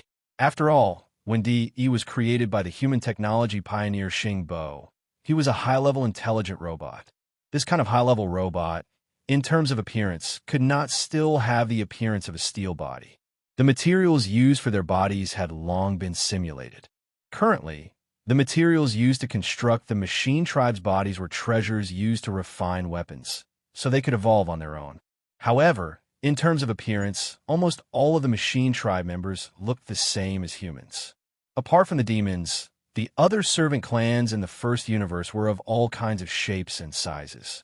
The more common ones were orcs, half-orcs, zergs, and so on. As for the more bizarre ones, there were even some life forms in the form of energy. There were all kinds of strange creatures. These servants of the Heaven's Legacy race also had warships. Perhaps some of them were born to move around naked in the universe, such as some energy life forms and some crystal life forms. However, after coming into contact with warships, they also fell in love with the crystallization of human technology and wisdom. The prosperity of technology and the birth of warships naturally had their reasons. Everything existed for a reason. Warships were so popular in the three universes today, and even in the Human Tribe's cultivation camp. There were many cultivators who used the Human Tribe's warships as blueprints to refine all kinds of strange magic treasures with different functions. This showed the great significance of warships. After all, with a super battleship like the Heaven Cutter, even if one was only in the meteor state, one could travel across the universe quickly without fear of being hunted down by the Grotto Heaven State cultivators. One could even kill the Grotto Heaven State cultivators. That was something that couldn't be done except for the battleships of the human clan and the magical treasures of the cultivators. If one wanted to use the high-level magic treasure, one had to have a certain level of strength. From this, one could see the advantages of warships. The warships of the Heaven's Legacy race in the first universe were all given to them by the Heaven's Legacy race. At this moment, more than 100 fleets of various sizes had arrived from all directions of the Black Mosquito space zone. The Heaven's Legacy race was just a general term. In fact, there were more than 100 races in the first universe that were subordinate to the Heaven's Legacy race. Among the fleets of more than 100, there were at least a dozen stellar-level warships that were 3,000 meters long. They were obviously here just for show. Some of them had more than a dozen fortresses that were 10,000 meters in diameter. This kind of fleet must be the loyal servants of the Heaven's Legacy race. With such a large fleet, they were truly here to help capture Prince Xian of the human tribe.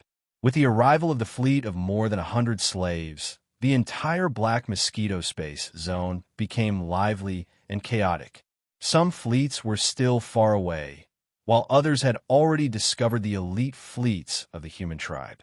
However, as none of the hundreds of slave fleets had small fortresses that were 50,000 meters in diameter, there were at most one or two large fortresses that were 20,000 meters in diameter.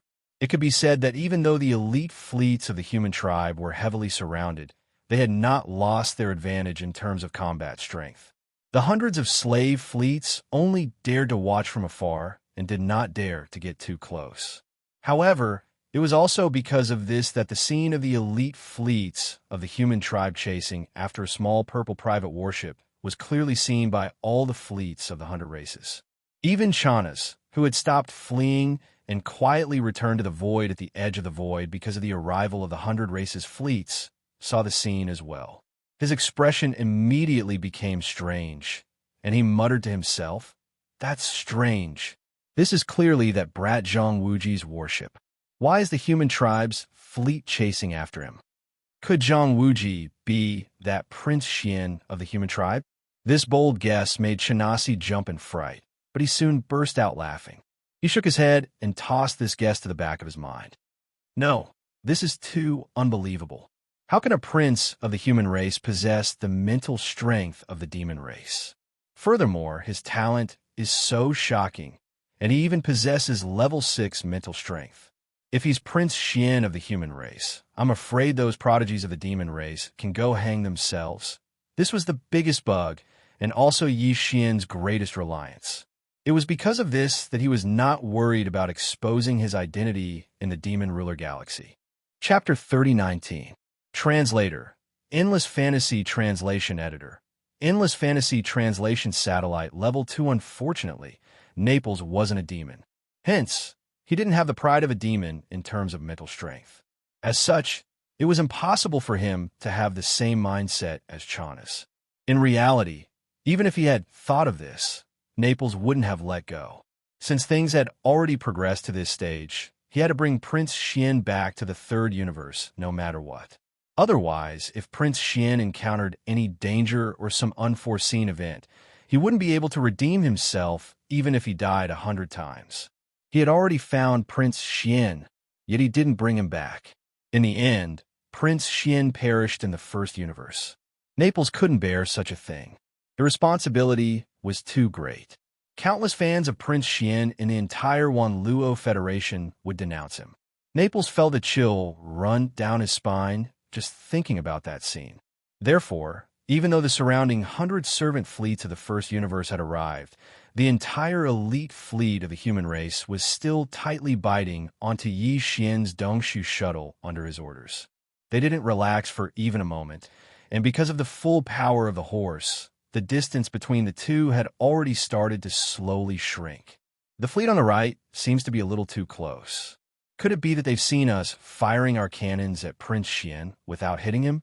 Are they suspecting that our human fleet's aim isn't good enough? Perhaps it was because Prince Xian had been leading the entire human fleet around like a headless fly after chasing for so long, but the entire fleet was being led around by Prince Xian like a headless fly. At this moment, Naples's face was completely gloomy. He naturally didn't dare to be angry at Prince Xian. However, there was no lack of people around them who could vent their anger. The slave fleet that he had chosen could only be considered unlucky.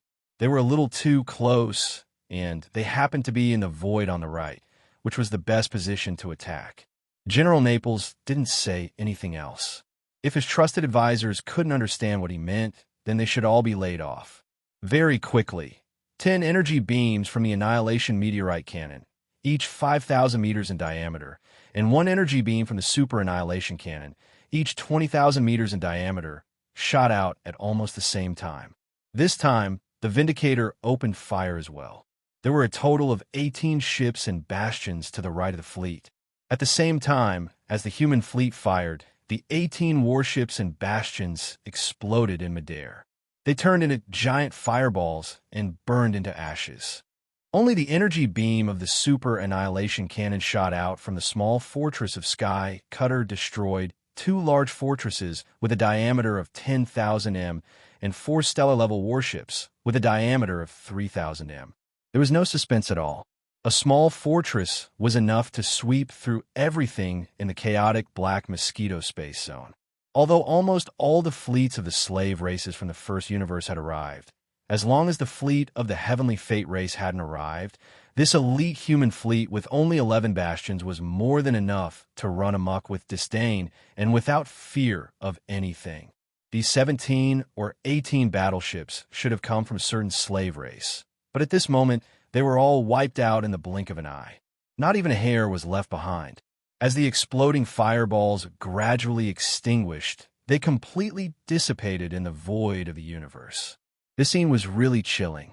When it appeared, the experts in the slave race's fleets from the first universe clearly realized how terrifying the power of one round of fire from an elite fleet composed of one small fortress with a diameter of 50,000 m and 10 stellar-level fortresses with a diameter of 20,000 m was.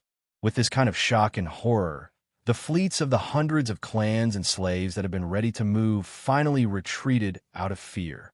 However, they were still closely following the Dongshu shuttles and the human elite fleets in the center of the void, which were chasing after each other. At this moment, it wouldn't be an exaggeration to say that Yi Xian, who was within the Dongshu shuttle, was about to go crazy. He was indeed about to go crazy. He was about to be driven crazy by Naples. If you didn't know that even if the Dongshu shuttle's star-obliterating cannons hit the solid hulls of the 11 human bastions, it would be like being bitten by a mosquito and wouldn't cause any damage to them at all. Yi Xian would have opened fire long ago. These human fools were really too infuriating. Didn't he already say that he wasn't some bullsh *T Prince Xian? What was the point of biting so hard? At this moment, he was almost certain that there was something wrong with the commander of this human fleet, or that his mental state was questionable. Maybe he was just a paranoid maniac. Otherwise, why would this happen?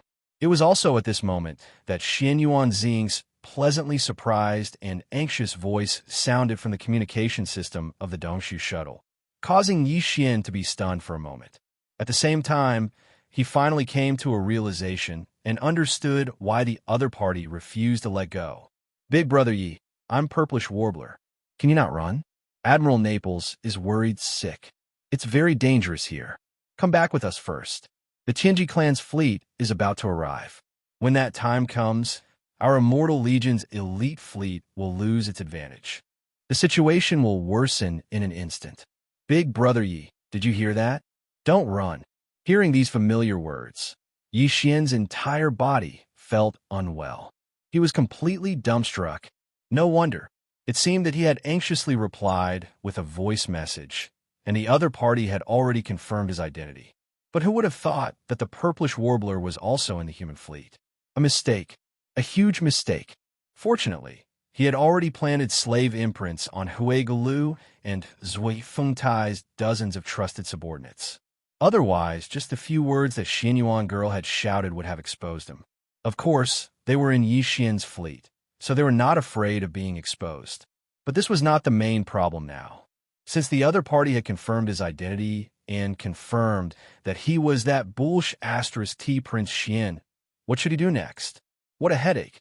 Just as Xian was feeling depressed, the familiar sound of the system notification rang out in his mind. Ding! Congratulations to the host for breaking through to the next realm. Current realm. Level 2 satellite.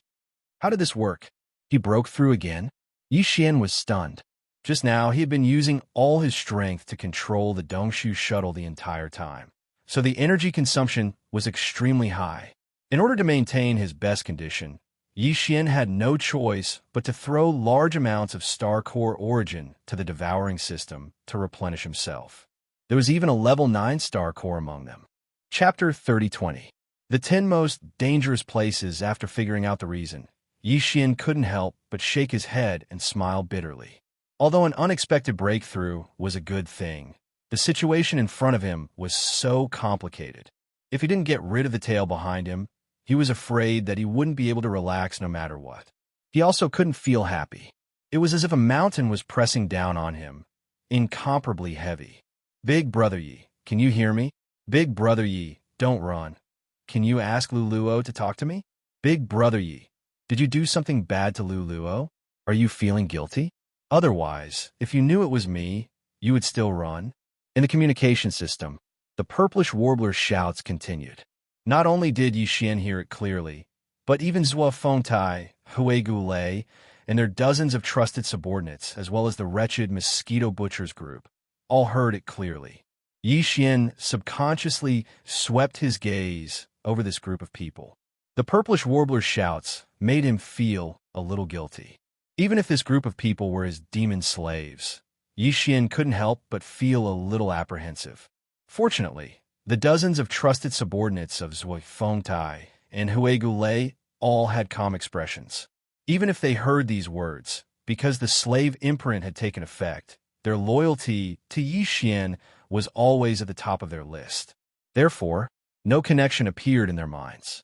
However, the wretched mosquito butcher clearly felt that something was wrong. His eyes kept rolling around, especially when he heard the purplish warbler's shouts asking if Xian had done something to Luluo. The guy actually covered his mouth and snickered at the side. Seeing this, Xian immediately felt a burst of anger. If it wasn't for the fact that this wasn't the right time, he would have definitely taught him a lesson on the spot. Obviously, just this kind of behavior was enough to prove that there was something wrong with the wretched mosquito slayer. It wasn't that the slave imprint planted in his brain didn't have any effect, but this kind of effect was different from the other demon slaves. It was strange. As these thoughts flashed through his mind, Xian couldn't help but look at Zhuo Fengtai's and Hui Gulei's faces. What surprised him was that these two guys' faces were clearly a little strange. Although it wasn't as obvious as the wretched mosquito slayers, it was obvious that he was affected by the purplish warbler's words. This was not right. Previously, when they were on the Black Mosquito Star, Hui Gulu and Zhuo Fengtai were fine. When they heard the news that was like a bomb, their reaction was the same as the other demon slaves. They were as calm as an ancient well. They did not even have any unnecessary thoughts.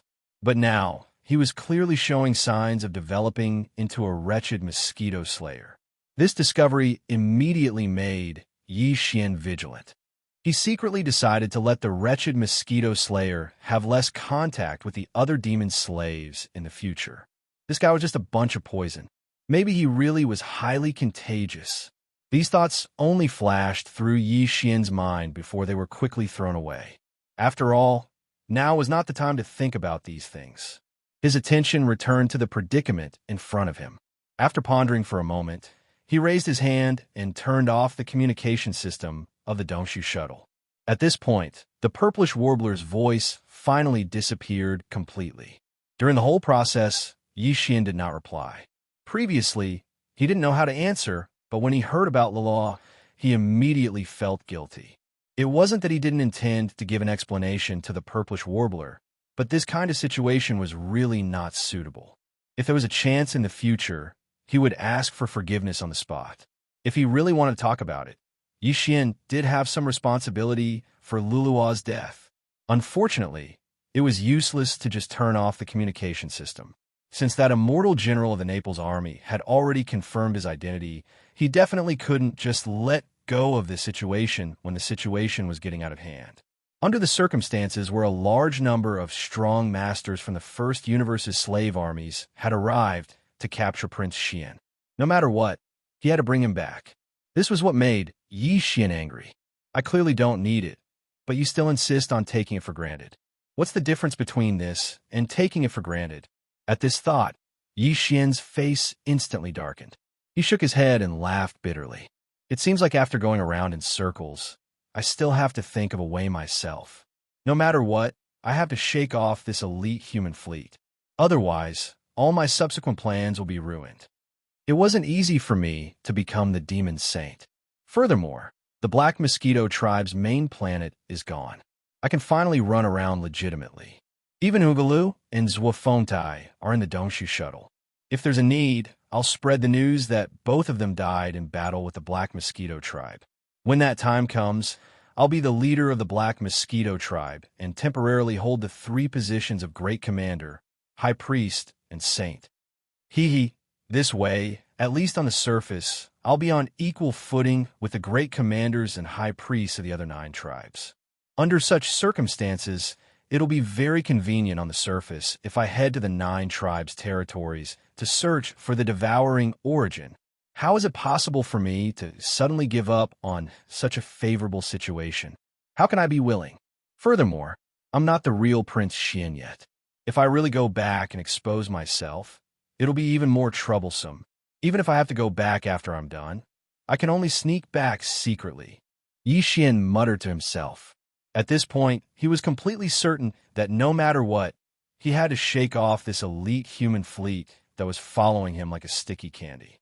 If he didn't, he really wouldn't be able to get through this ordeal. However, the Dongshu shuttle speed couldn't be compared to the small human fortress that was 50,000 meters in diameter. This was a flaw that couldn't be avoided no matter what. Of course, Xian could still fuse with the Dongshu shuttle again and focus on increasing its speed or other similar abilities. However, this was something that couldn't be done now. It was a matter for the future. Currently, since its speed couldn't be compared to the enemy's flaw, the only way to shake off this elite human fleet was to make use of the terrain. At this thought, Xian's mind flashed, and he immediately thought of the 10 most dangerous places in the demonic star zone.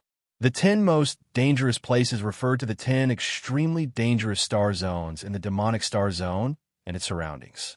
For example, the Black Hole of Life was one of them. Xian had already been there and had reaped great rewards, returning in one piece. However, if other beings had entered it, they might not have been able to do so. Unfortunately, the Black Hole of Life was too far away from the Black Mosquito star zone.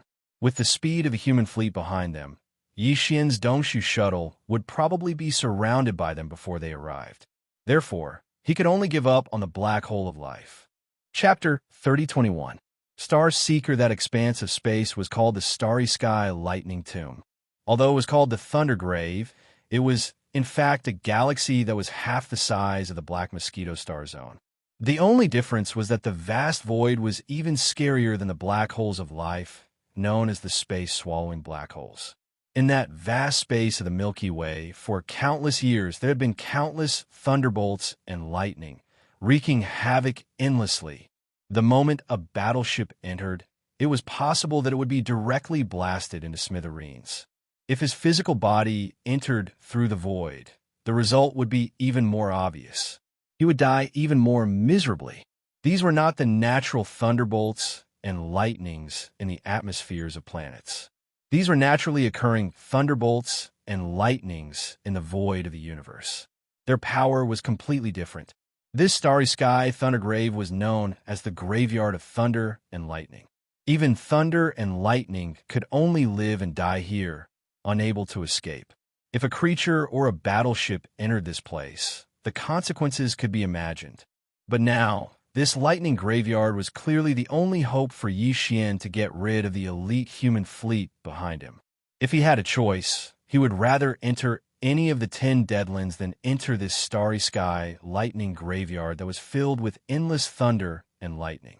The power of lightning was too terrifying. and it was often connected to the heavenly might. Ever since the last time he came into contact with the Saint Demon Forbidden Area on the Demon Emperor planet, the cage that existed was most likely a strand of man-made heavenly Tao or an incomplete heavenly Tao's heavenly eye clone. Xian didn't want to have even the slightest bit of involvement with the heavenly Tao. Unfortunately, he had no choice this time.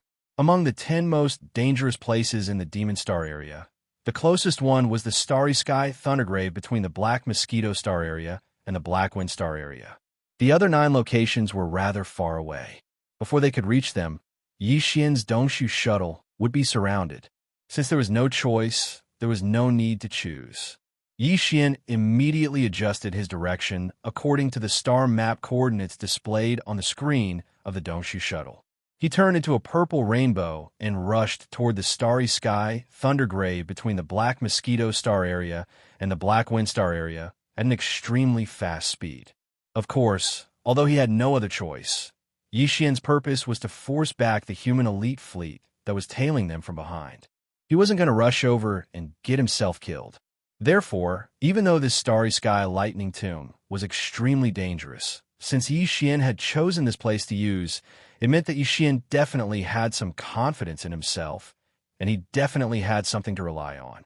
He was not the kind of person who would not care about anything. If he did not have something to rely on, Xian would definitely come up with another plan. What it was relying on was another natural treasure that had reached the Starry Sky Cardinal Treasure level. It was called the discovery of the Rai-D Seal. It was a Supreme Treasure grade origin treasure. Starry Sky Supreme Treasures were things that could only be found by chance. One had to have a great stroke of luck to encounter them. Even the Devouring system was not a Starry Sky grade treasure. It was a man-made object, and among all man-made objects, Xian only knew one, and that was Xing Bo's life fortress.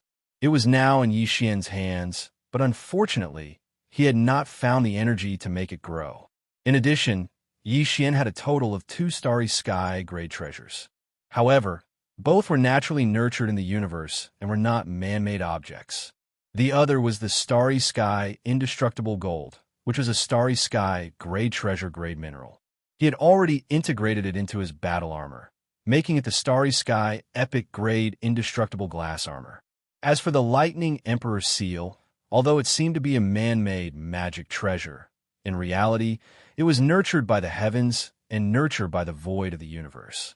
Xian had found these 2 Starry Sky grade treasures in the resource warehouse of the Demon Scout Corps' flagship, the Black Wind. It was obvious that the Demon Scout Corps had taken away a lot of good things in the graveyard of the human race's Universe 3. But at that time, the entire Demon Scout Corps had only collected 2 Starry Sky grade treasures after decades of accumulation. It was enough to show how rare such things were. The Rai-D Seal, the Devouring system, had identified it as a Starry Sky grade origin treasure. This sentence had 2 meanings. The first meaning was that it was a Starry Sky grade treasure. The second meaning was that it was an origin treasure. As for what kind of power it was obvious from its name. The Rai-D Seal was naturally an origin treasure with thunder property. Moreover, from the word Emperor in its name, it could be analyzed that this Rai-D Seal was mostly immune to thunder and lightning, and even had the power to control thunder and lightning. It was easy to understand that the Emperor had the power to control the world. Although Xian hadn't had time to verify this point, the current situation was so critical that he couldn't care less. More importantly, he had confidence in the Devouring system.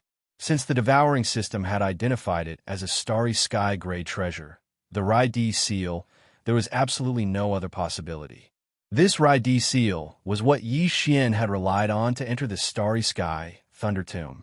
At this moment, as Xian suddenly adjusted the direction of his advance slightly, the elite human race fleet that was closely following behind the Dongshu shuttle didn't see anything unusual. They immediately adjusted their direction slightly and continued to chase with all their strength.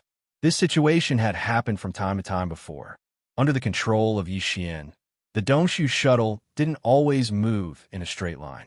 It could be said that it was like a headless fly, flying around randomly and changing its direction from time to time. Therefore, when it changed its direction again, no one felt anything unusual. In addition to the elite human race fleet that was chasing the shuttle the tightest, all the large and small fleets of the slave races in the first universe also followed from a distance in the void. This included the Imperial Demon Race fleet that Xianxia was in. Of course, the Imperial Demon Race fleet had suffered heavy losses and now only had half of its strength left. It was miserable beyond words. The fleets of the slave races no longer dared to get too close, but it was clearly impossible for them to give up and leave. In their view, the fleet of the Heavenly Fate race would arrive soon. At that time, there would be at least a small fortress with a diameter of 50,000 meters. At that time, this rampaging elite fleet of the human race would lose all of its glory. An hour later, when the elite human race fleet had caught up by a large margin at this rate, it would take another 3 to 4 hours at most to surround Xianxia's Dongshu shuttle. In the endless void ahead, a vast expanse of starry sky, full of thunder and lightning, finally appeared. At this moment, the familiar notification of the devouring system sounded in Xian's mind. Hearing this sudden notification, Xian was stunned for a moment, then instantly became ecstatic. Finally, it's here. Ding. Starry Sky Thunder Tomb discovered. Explore. Hint. If the exploration is successful, there is a chance to upgrade the system title. System current title. Level 2, Interstellar Adventurer. Chapter 3022. Translator. Endless Fantasy Translation Editor. Endless Fantasy Translation Brave and Fearless. Interstellar Explorer. The halo effect of this title adds an interstellar coordinate jump ability to the previous 2 levels of titles, Interstellar Traveler and Interstellar Adventurer. Once the jump is successfully activated, as long as you are in the same universe, you will be able to reach your destination in an instant, regardless of the universe distance. Hint: the interstellar coordinate jump ability can only reach the wormhole coordinates that have been imprinted in advance. If the coordinates have not been imprinted, the interstellar coordinate jump ability cannot be activated. Ding. System explanation complete. Do you wish to explore? At this point, the notification of the devouring system ended. What awaited was Xian's final reply. There was no need to consider this reply. For Xian, ever since he had upgraded his system title from Level 1 Interstellar Traveler to Level 2 Interstellar Adventurer and obtained the terrifying ability to imprint the wormhole coordinates, he had been waiting for a long time. He was already looking forward to the next title upgrade in the system. Unfortunately, this opportunity to upgrade his system title was like a hidden dungeon in a game. It could only be triggered when certain conditions were met. Even if Xian took the initiative to apply for it, it would be useless. The system would not care at all. And now, this hidden dungeon-like opportunity had finally arrived. As long as he successfully completed this exploration, his current Level 2 Interstellar Adventurer title would be officially upgraded to Level 3 Interstellar Explorer.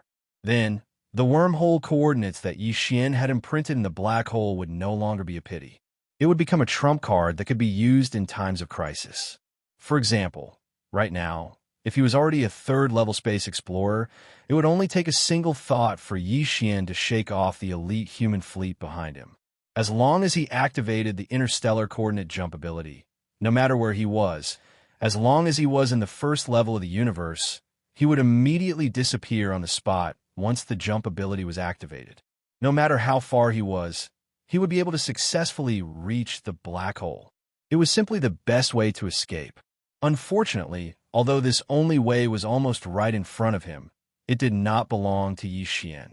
If he wanted to obtain it, he would first have to successfully complete the exploration mission given by the system this time. In other words, he still had to go to the Star Thunder Tomb ahead. Furthermore, before he accepted the mission, Xian didn't even know what the conditions for success were. Shaking his head with a bitter smile, Xian immediately gave a definite reply.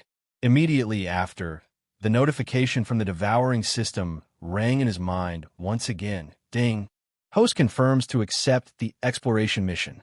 Exploration target. Creation Thunder Source. Exploration requirement.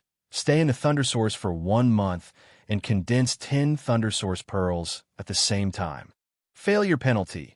Erase one of the wormhole coordinates previously imprinted. What? This time, there was actually a punishment for failure? Xian was immediately stunned. Although the punishment for failing the exploration was only to erase one of the wormhole coordinates previously imprinted, Xian had only imprinted one location in total. Although after erasing it, he could return to the black hole of life and re-imprint it. The pain of his soul being torn apart was no ordinary torture. Even Xian didn't want to experience it a second time. In fact, in a universe plane, having one of these wormhole coordinates as a trump card for escaping was enough. Unless he encountered a particularly important place that he had to visit frequently in the future, Xian would imprint a second wormhole coordinate in the same universe plane. Unfortunately, although the punishment was not light, all of this was not something Xian could change based on his own will. The system had said that failure would result in a punishment, so he couldn't escape it and could only accept his fate, unless he could guarantee success. The conditions to succeed in this exploration mission were very simple. There were two conditions. The first was to stay in this lightning graveyard, which was called the creation lightning source by the system, for a month. The second was to refine 10 lightning origin beads. The first condition was easy to understand, and Xian was also confident. As for the second condition, he didn't even know what the Thunder Source pearls were. He was afraid that he would only be able to understand them after entering the tomb, based on other clues. But no matter what, one thing was certain, and that was that he had already accepted the exploration mission. It was impossible to go back on his word now. In the dangerous area ahead, whether it was the Creation Thunder Source or the Star Thunder Tomb, Xian had no other choice but to rush and head on. And he had to hurry, because the elite human fleet behind him was getting closer. It's just a thunder burial ground. It's not my burial ground anyway. What's there to be afraid of? Let's go in. Muttering to himself, Xian flipped his hand and took out the Star Origin Treasure Rai seal from the Undying World in his body. This was a rhombus-shaped seal stone that was only the size of a fist. It was entirely azure gold in color. Azure gold colors were rare to begin with, and this strange color was filled with profoundness. Just from its color alone, one could see that it was extraordinary. In addition, it was clearly a natural object, but it was coincidentally nurtured into the shape of a seal. This was another big oddity, and it was amazing. Xian hadn't had time to refine this Rai seal. When he obtained it, Xian was only at the meteor realm, so he was too weak to refine it. Maybe now that he was at the third realm, the satellite realm, he could do it, but he really didn't have time to try at the moment. He could only hold it in his hand first and think about it after entering the Star Thunder Tomb in front. Xiao. With absolute determination, the Dongshu shuttle, which had transformed into a breathtaking thick purple light, plunged headfirst into the starry sky Thunder Tomb in front of it, where countless green thunderbolts were exploding and golden thunderbolts were wreaking havoc without end. Seeing this scene, in the battleships of the First Universe's Servant 100 clan fleet that were following from afar, there was a large sound of gasping. Especially Chana's, who was in the command cabin on the top floor of the Demon Royal Fleet's flagship. At this moment, when he saw this scene, he was so shocked that his jaw almost fell to the ground. He exclaimed, F***CK. Is that Kid Zhang Wuji crazy? That's the Star Thunder Tomb, a place where even thunderbolts and lightning can only be buried, and he actually drove the warship head-on into it? This is clearly the rhythm of death. Crazy. He's definitely a crazy man.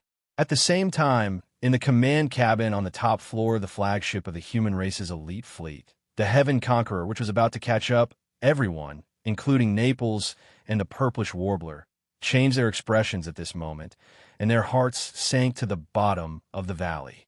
They naturally knew about the 10 most dangerous places in the demon race's star field. Even if they didn't know, at this moment, the big screen in the command cabin was showing the introduction. He would actually rather enter this land of despair than return with me. Prince Xianxia, Chapter 3023. Translator, Nioibo, Studio Editor. Nioibo, Studio The Real Fortress, as Xian's void shuttle transformed into a purple streak of light and charged into the intertwined cyan and golden lightning in front of him, wreaking havoc in the starry sky Thunder Tomb. The elite fleet of the human clan that was originally following closely behind, and the fleet of the 100 servant clans that were faintly hanging in the distance were completely dumbfounded. The terror of the Starry Sky Thunder Tomb was known to all. It was ranked first among the 10 most dangerous lands of the Demonkin Star Zone, far surpassing the Swallowing Black Hole, which had a large number of void-swallowing beasts. It was so famous that even the supreme beings of the Grotto Heaven realm didn't dare set foot there. Although the supreme commander of the human race's elite fleet, Admiral Naples, had surpassed the 10th Grotto Heaven realm, he didn't dare set foot there either. Needless to say, the powerhouses of the First Universe's slave fleet in the distance didn't need to be mentioned. There was one thing that had to be mentioned. That was the 10 most dangerous lands of the Demon Star Field, although they were nominally referred to as the Demon Star Field. In fact, these 10 most dangerous lands could almost be said to be the 10 most dangerous lands of the First Universe. The First Universe was vast and boundless. Except for the area occupied by the overlord of this plane, the Tianji race, most of the other voids were divided and owned by the First Universe's slave races. The Demonkin Star Zone was located at the edge of the First Universe. The area it covered was only a small part of the edge of the First Universe. However, in this small area, there were 10 most dangerous lands that could be called Starry Sky Grade Dangerous Lands. Such an area didn't exist among the other slave races of the First Universe. Even in the entire First Universe, there weren't many most dangerous lands that could compare to the 10 most dangerous lands of the Demonkin Star Zone. There was clearly something strange about this. The Demonkin Star Zone, which only occupied a small corner of the First Universe, included almost 80% of the most dangerous lands of the First Universe. No one would believe that there was no special reason for this. Someone had once said that this had something to do with the origin of the demonic race. After all, the demonic race looked exactly the same as humans. The only difference was that they had a mind source core in their heads. If one ignored this fact and treated the demonic race as a human, it was actually possible to treat them as humans. Perhaps there really was some kind of secret that existed since time immemorial. According to this explanation, this secret was clearly related to the 10 great despairs of the Demonkin Star region. However, no one had ever been able to give a definite answer about the truth. Who could say for sure what the truth was?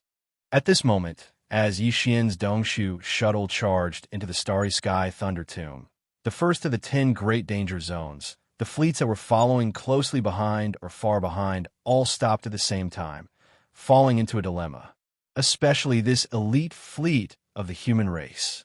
At this moment, the command cabin on the top floor of the heaven-cleaving ship was dead silent. Everyone's eyes were focused on the commander-in-chief of the fleet, Admiral Naples, waiting for his orders. However, in this kind of situation, no one dared to voice their opinions easily. The implications were too great. Even the purplish warbler kept her mouth shut.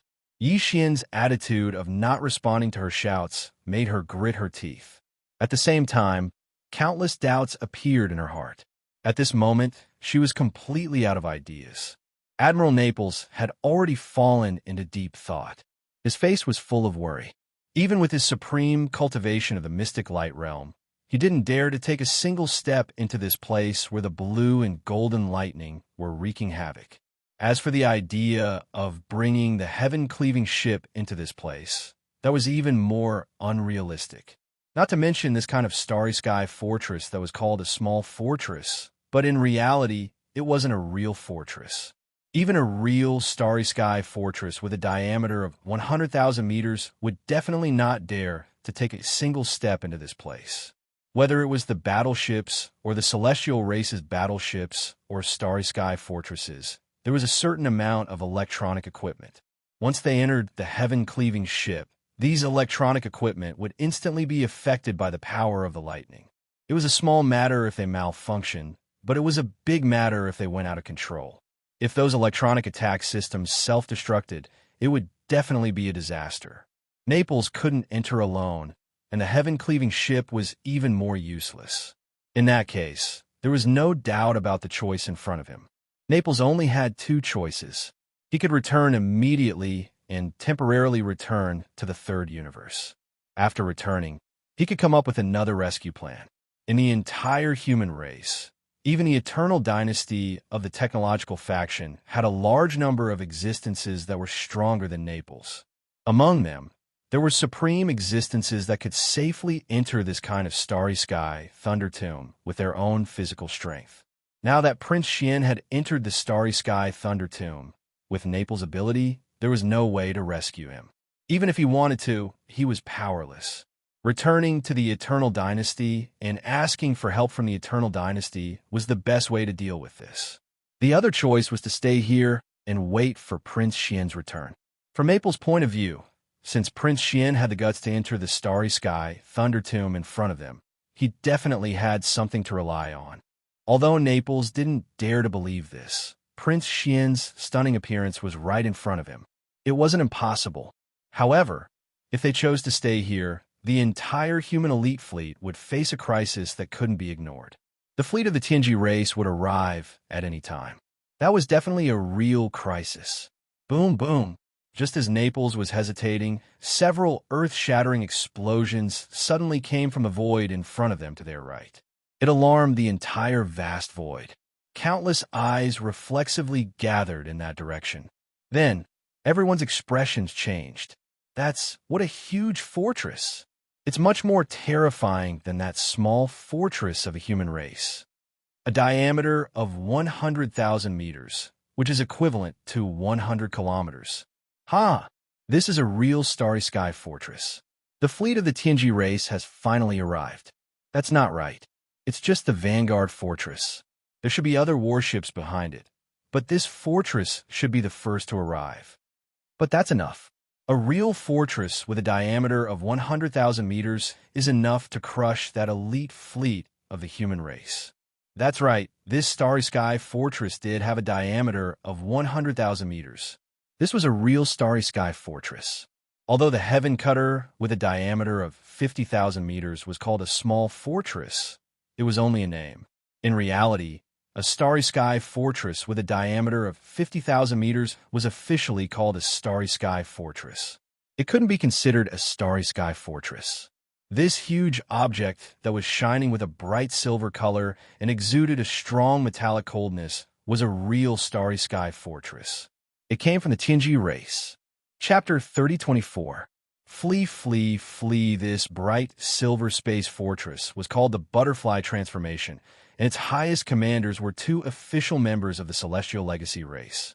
Judging from their appearances, they were two humans, one male and one female. Not only were they young, but they were also handsome and beautiful. The male was called Shanbo, and the female was called Ingtai. These two members of the Celestial Legacy race were clearly infatuated with the ancient human legend of the Butterfly Transformation. Not only did they have the same name as the main character of the story, they even named their space fortress the Butterfly Transformation. Even stranger was that although they only looked like humans on the outside, they were actually two automatons with self-awareness.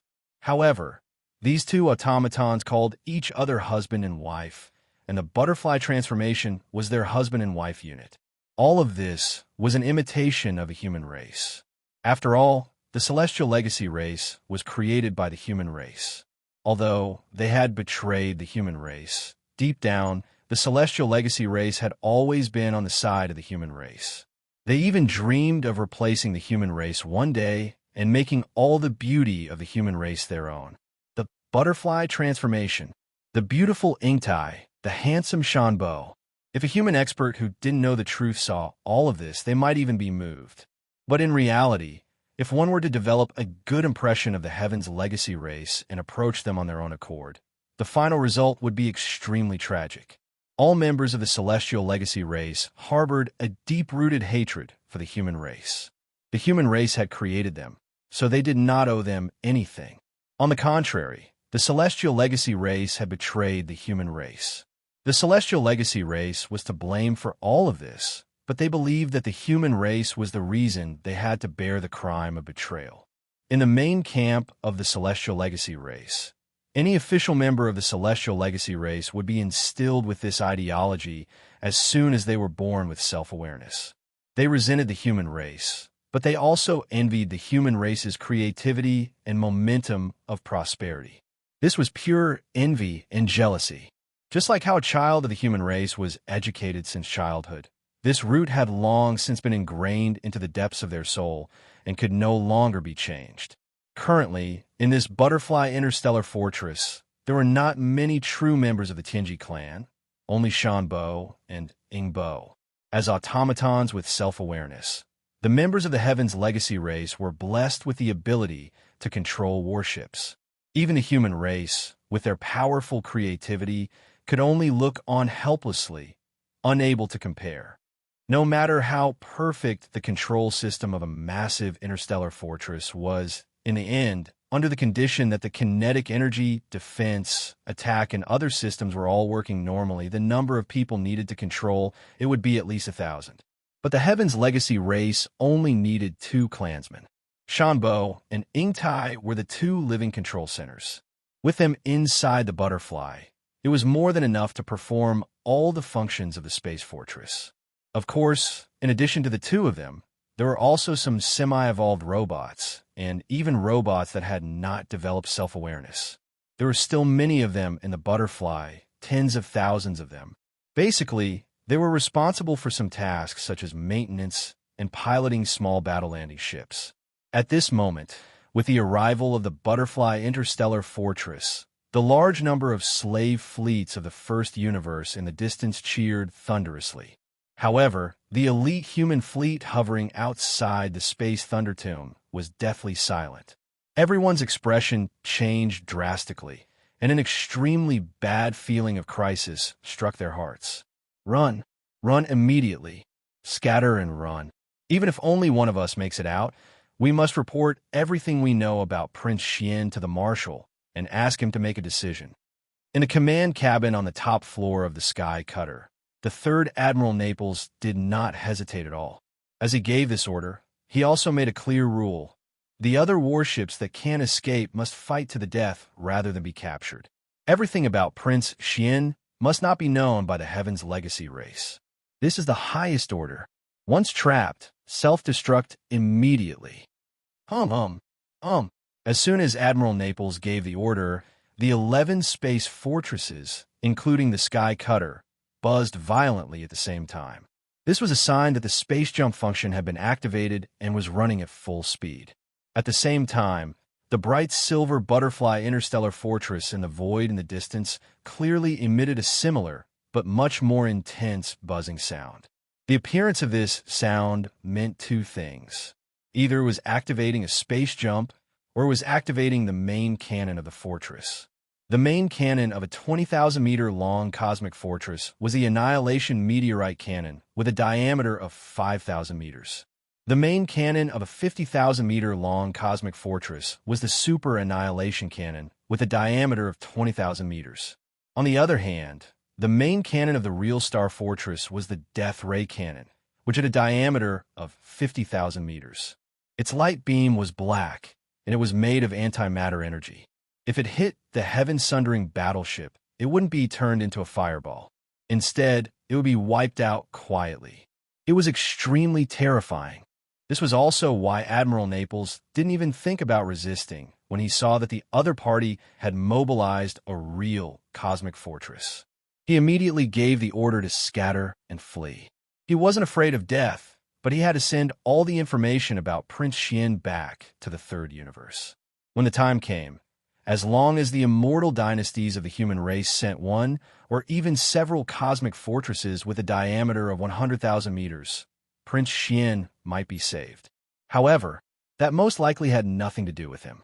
In the immortal armies, those who were qualified to control a cosmic fortress were at least 4-star generals. After all, a real cosmic fortress like this was the ultimate strategic weapon that was usually used as a deterrent. Whoosh! A feeble sound that was suffused with coldness came out, and a terrifying black pillar of light shot out from the butterfly in the distant void.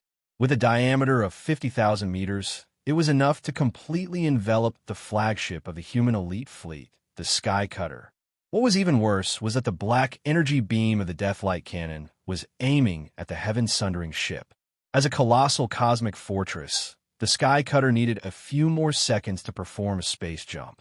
6 of the 10 cosmic fortresses around it had already performed a space jump and left, but the Sky Cutter was still in the final stage of the space jump. Once the energy beam of the Death Ray Cannon arrived, the Sky Cutter would definitely be destroyed. At this moment, the 7th human cosmic fortress that had just completed a space jump jumped into the void between the energy beam of the Black Death Ray Cannon and the heaven-sundering battleship. Unfortunately, with its 20,000-meter-long hull, it couldn't completely block the 50,000-meter-long Death Ray Cannon's energy beam. Thus, this cosmic realm fortress suddenly began to self-destruct. Chapter 3025. Kamikaze Butterfly Boom. The huge ball of light exploded, and a 20,000-meter diameter cosmic realm fortress turned into a scorching ball of light. Almost at the same time, the Black Death Ray beam from the void ahead also coincidentally rushed over. 2 kinds of light. One was the burning red light in the category of matter. The other was the Black Death Ray of antimatter. They offset each other, and finally, when the red light ball produced by the explosion of this cosmic-level fortress disappeared, that black antimatter death ray beam also became extremely weak and could not cause any damage. This was the usual method used to intercept the Death Ray Cannon's black energy beam on the battlefield. After all, it was antimatter light energy. Although it was terrifying, its only flaw was that it could be offset by positive matter light energy.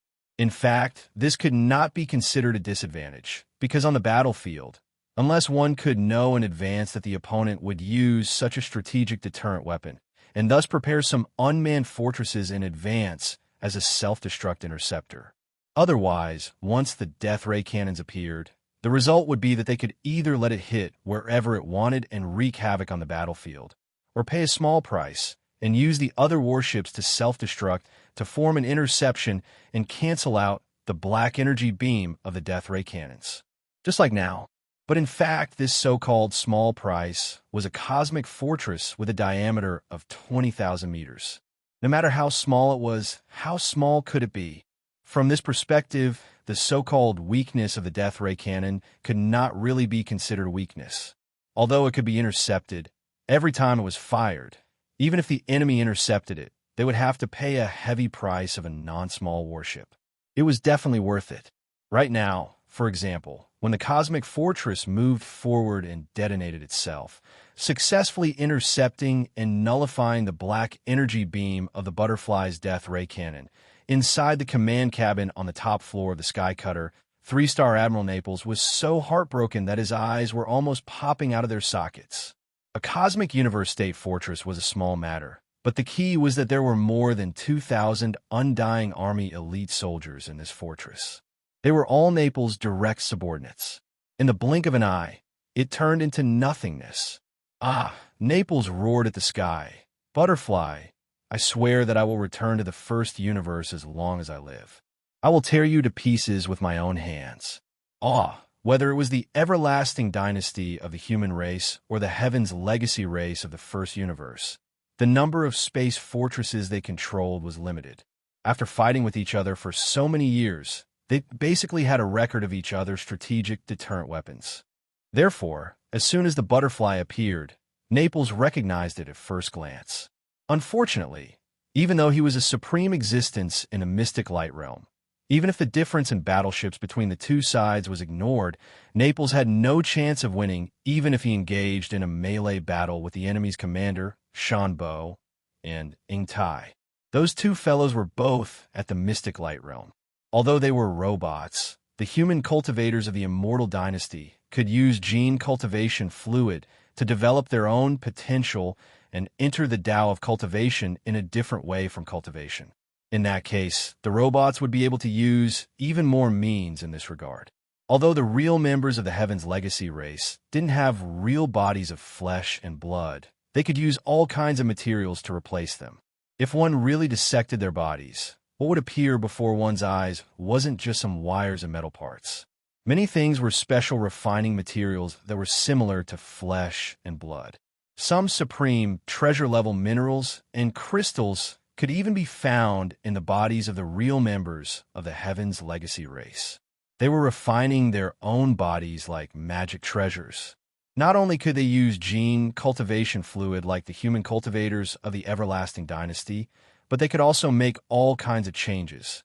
Therefore, the members of the Heaven's Legacy race were generally very strong individually.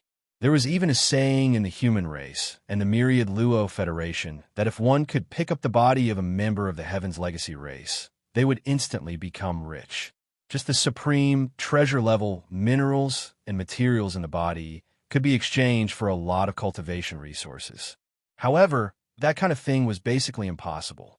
At least, it had never happened before. The bodies of members of the Heaven's Legacy race weren't cabbages that could be found on the streets. As Admiral Naples roared, the Heaven's Vindicator finally successfully started a space jump. The huge body of the ship instantly disappeared. Just before it disappeared, the other cosmic state fortresses also completed their space jumps one step ahead of it. In the blink of an eye, the entire elite fleet of the human race evacuated. The only difference was that there were 11 fortresses when they came, but only 10 were left when they returned. One of the fortresses turned into cosmic dust and remained in the first universe forever. The more than 2,000 soldiers of the Immortal Army in that cosmic state fortress became the heroes of the human race. Surprisingly, the entire human race fleet had left. After the second space jump, they should be able to gather in front of the wormhole that led to the third universe and return. However, the Heaven's Legacy race's butterfly didn't seem to have any intention of chasing them. It still hovered in the void, motionless, in the command cabin on the top floor of the Heaven's Butterfly. Unlike the battleships and fortresses of the human race and the other slave races in the first universe, the command cabin of the Heaven's Legacy race's fortress was empty. There was almost no one in sight. Other than some AI robots who were in charge of running errands, only 2 human figures could be seen. Of course, they only looked like humans. The 2 young people, one male and one female, were the Mystic Light realm members of the Heaven's Legacy race, Shanbo and Ingtai. Are we not going to chase? The pretty Ingtai turned around and glanced at Shanbo. Although it was a question, one could hear the certainty in her voice. Clearly, this was what she wanted as well. They have already paid the price. The warning has been achieved. What's there to chase? As he spoke, Shanbo turned around and looked in the direction of the Heaven Lightning Graveyard. A playful smile appeared on his face. Compared to the elite fleet of the human race, I'm more interested in the Black Mosquito tribe's holy son, called Zhang. Aren't you the same? At this point, Uncle Sean paused for a moment, but the smile on his face grew even wider. How could a mere holy son of a demon tribe cause the elite fleet of an immortal dynasty of the human race to chase after him so ferociously? There's only one logical explanation, and that is that this person is Prince Xian or is related to Prince Xian's whereabouts. Take a guess. Is it the former or the latter? No, I'm thinking about another problem. Chapter 3026. Translator. Atlas Studios Editor. Atlas Studios commanding the thunder of the world, that cosmic fortress clearly had a chance to escape, but it didn't. Instead, it chose to intercept our Death Ray Cannon's antimatter energy beam and was destroyed in the end. Do you think this is human emotion? With confusion in his eyes, Ingtai's gaze was still fixed on the void as he muttered to himself. There was a deep sense of confusion in his words. Damn human emotion. Shanbo frowned, but a hint of disdain appeared at the corner of his mouth. This is the biggest weakness of humans. If it wasn't for emotion, how could the thousands of human elites in that cosmic fortress die? If it wasn't for emotion, how could Xingbo be? All right, let's not talk about this. Leader doesn't allow us to talk about it. But one thing is for sure. Humans become weak because of those damn emotions. Ingtai, don't make a mistake. Maybe you're right, but I don't think so. Shaking his head, Ingtai seemed to have understood something. The confusion in his eyes faded a little, and there was a hint of clarity. Ever since you and I were born with our own consciousnesses, we were attracted by the story of humans turning into butterflies. We were fascinated by it. Therefore, I named myself Ingtai, and you named yourself Shanbo. Even our fortress was named Butterfly Transformation. But all these are just appearances.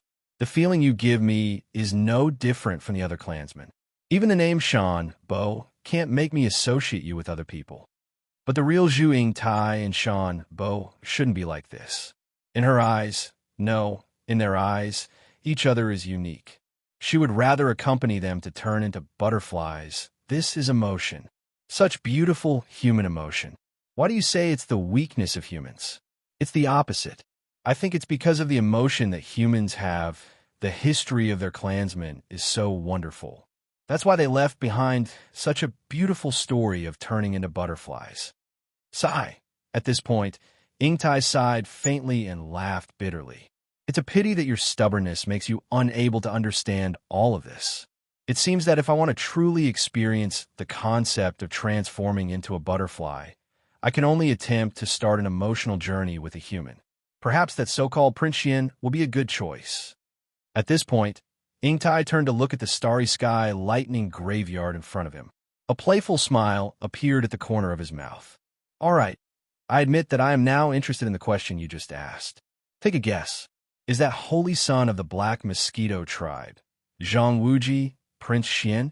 Or is it merely related to Prince Xian's whereabouts? At the side, Shan Bo's expression had completely darkened because of these words.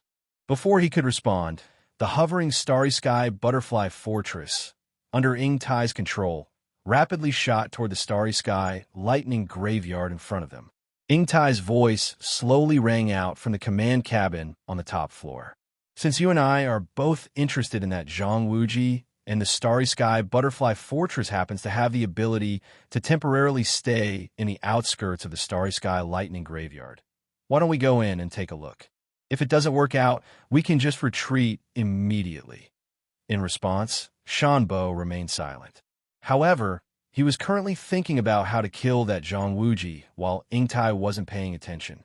It didn't matter if he was the holy son of the demonic tribe or Prince Xian of the human clan. Since he dared to make Ingtai think this way, he must die. In the distance, the 100-servant tribe and the imperial tribe of the demonic tribe's fleet from the first universe were gradually approaching after seeing that the elite human fleet had been forced away. After all, the higher-ups of the Tianji tribe had arrived. They had to pay their respects as soon as possible. However, before they could get close, the bright silver fortress that looked like a small star turned into a streak of silver light and rushed into the terrifying starry sky lightning graveyard. Although they knew that this kind of starry sky fortress had the ability to temporarily stay in the outskirts of the starry sky lightning graveyard, this scene still caused a commotion.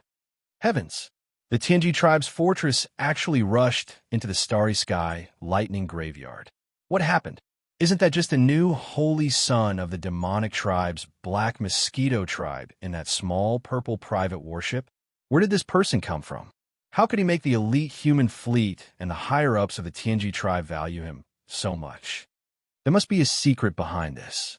It's just that I don't think we are qualified to fully understand this. Following these exclamations, in the command cabin on the top floor of the demon ruler, Chanasi's jaw really dropped to the ground this time. He was in a daze as he muttered to himself. Firstly, that guy is a demon. Therefore, he can't be Prince Xian. Then, how do we explain all this? What the F***CK? Why am I getting more and more confused? The starry sky lightning graveyard. Yi Xian had no idea what was happening outside the starry sky lightning graveyard. At the instant he charged down from the stellar lightning tomb, it was as if he'd entered a completely different universe, a completely different world. Everything in his surroundings had changed, and he'd completely lost all connection and perception with the outside world. This was a world of lightning and thunder. Lightning was cyan in color. Lightning was golden. Green lightning and golden lightning were the main themes of this world. In this place, there were no stars or cosmic dust.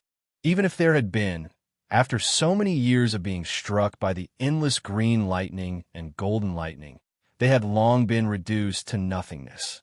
In this world, only green lightning and golden lightning continued to wreak havoc. Life and death, repeated endlessly. Yi Xian didn't dare to go too deep. Although the Dongshu shuttle was a starry sky epic level treasure ship, With the foundation of a small private warship, it could perform the wormhole jump that only large warships could withstand. This was because it had once incorporated a wormhole warship with extremely sturdy materials. But in this world of lightning and thunder, even if the Dongshu shuttle could withstand it, it wouldn't be able to last for long. If he wanted to go deeper, Yi Xian's only chance was to refine the Starry Sky origin treasure, the Rai seal. Therefore, shortly after entering the Starry Sky lightning graveyard, Yi Xian stopped at the outer area and switched the Dongshu shuttle to automatic mode. The only requirement was that the energy shield be fully activated. Subsequently, he closed his eyes and entered a state of cultivation while relying on the small azure gold lightning seal. The Rai seal, also known as the Lightning Emperor, was the Emperor of lightning and thunder, the supreme will. Whether the Rai seal lived up to its name would be revealed very soon. As long as Yi Xian successfully refined it and integrated it into his body, then all information about this Starry Sky origin treasure would be immediately available to Yi Xian. Chapter 3027 Primordial 1 Golden Lotus Rumble Rumble. Thunderous booms abruptly entered Yi Xian's ears, causing him to be shocked. An inheritance scene? Another inheritance scene? Moreover, this was clearly a void filled with a boundless aura that belonged to the primordial era. This aura was exactly the same as what Yi Xian had seen in the inheritance scenes of the Dongshu giant tortoise, the giant golden dragon, and the heaven-falling bow. At the same time, it had the same aura as the mysterious primordial cage. Clearly, they belonged to the same era and had drifted in the same river of history without rest. At this moment, Yi Xian was enlightened. No wonder it was a Starry Sky origin treasure. It turned out that this Rai seal had been nurtured since the primordial era. At that time, the universe had just been born. Everything in the universe carried a wisp of primordial qi. After countless years of nurturing, it naturally had the opportunity to become a Starry Sky origin treasure.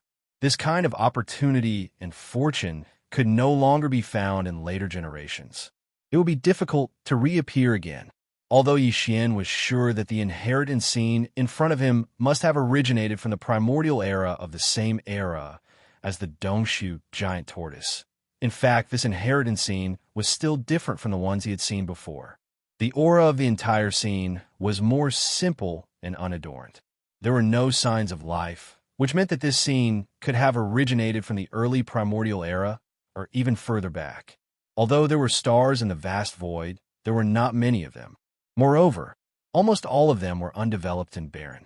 At the same time, at the end of the void in this inheritance scene, a giant golden lotus was blooming brilliantly. It emitted an endless golden light that seemed to illuminate the entire universe.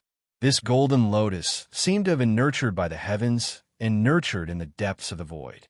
It was so huge that even the stars seemed extremely weak and small in front of it. There was only one lotus seed on the stem of the golden lotus, but it was green in color. It was clearly an object shaped like a seal. Its entire body was entwined with golden lightning, extending and retracting endlessly. When Yi Xian saw this greenish-gold seal, his spirit shook violently. No matter how wild his imagination was, he would never have imagined that the Rai seal was actually nurtured in such a giant golden lotus with an aura that could cover the heavens and earth. It was clearly the only lotus seed that had been nurtured in the seed pod of this giant lotus. Rumble boom. The image of the inheritance was still and unmoving, but the rumbling of thunder continued.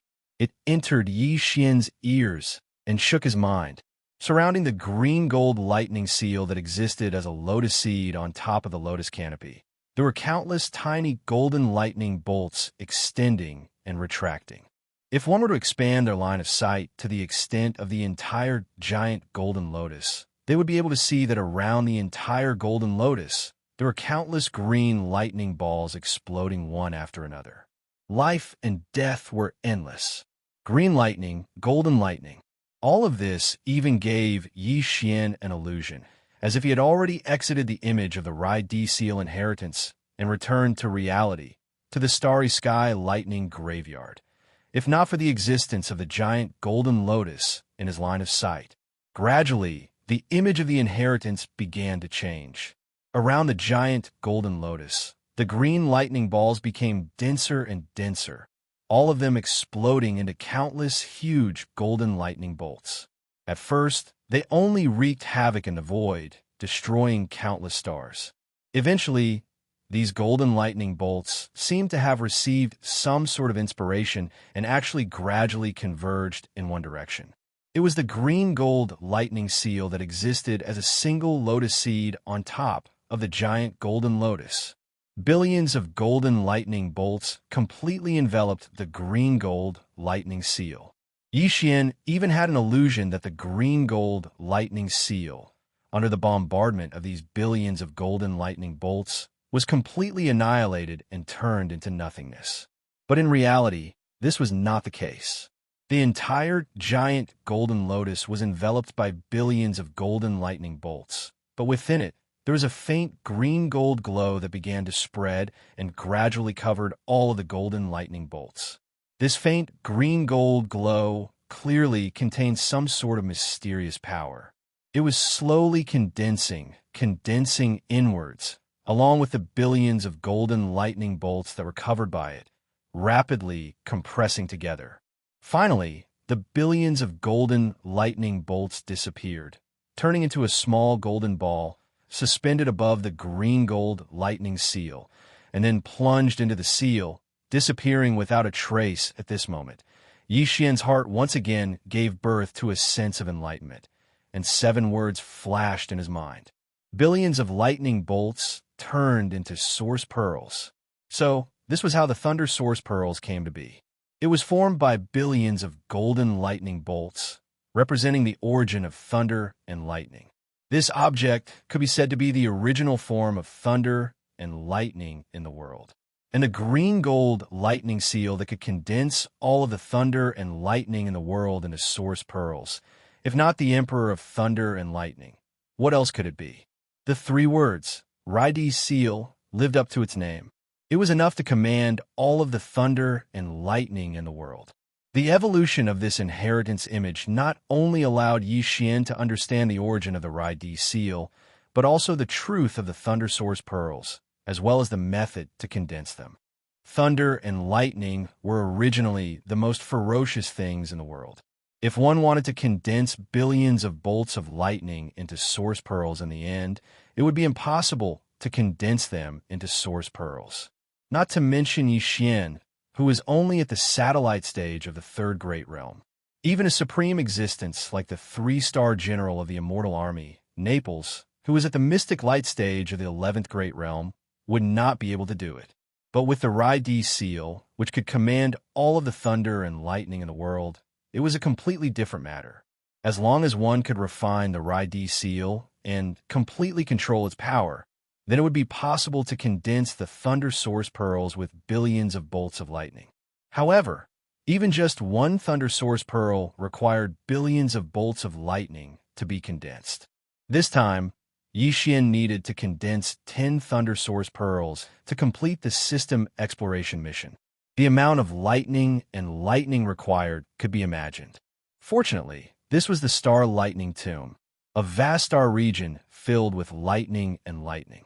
In terms of raw materials, there was no shortage of them.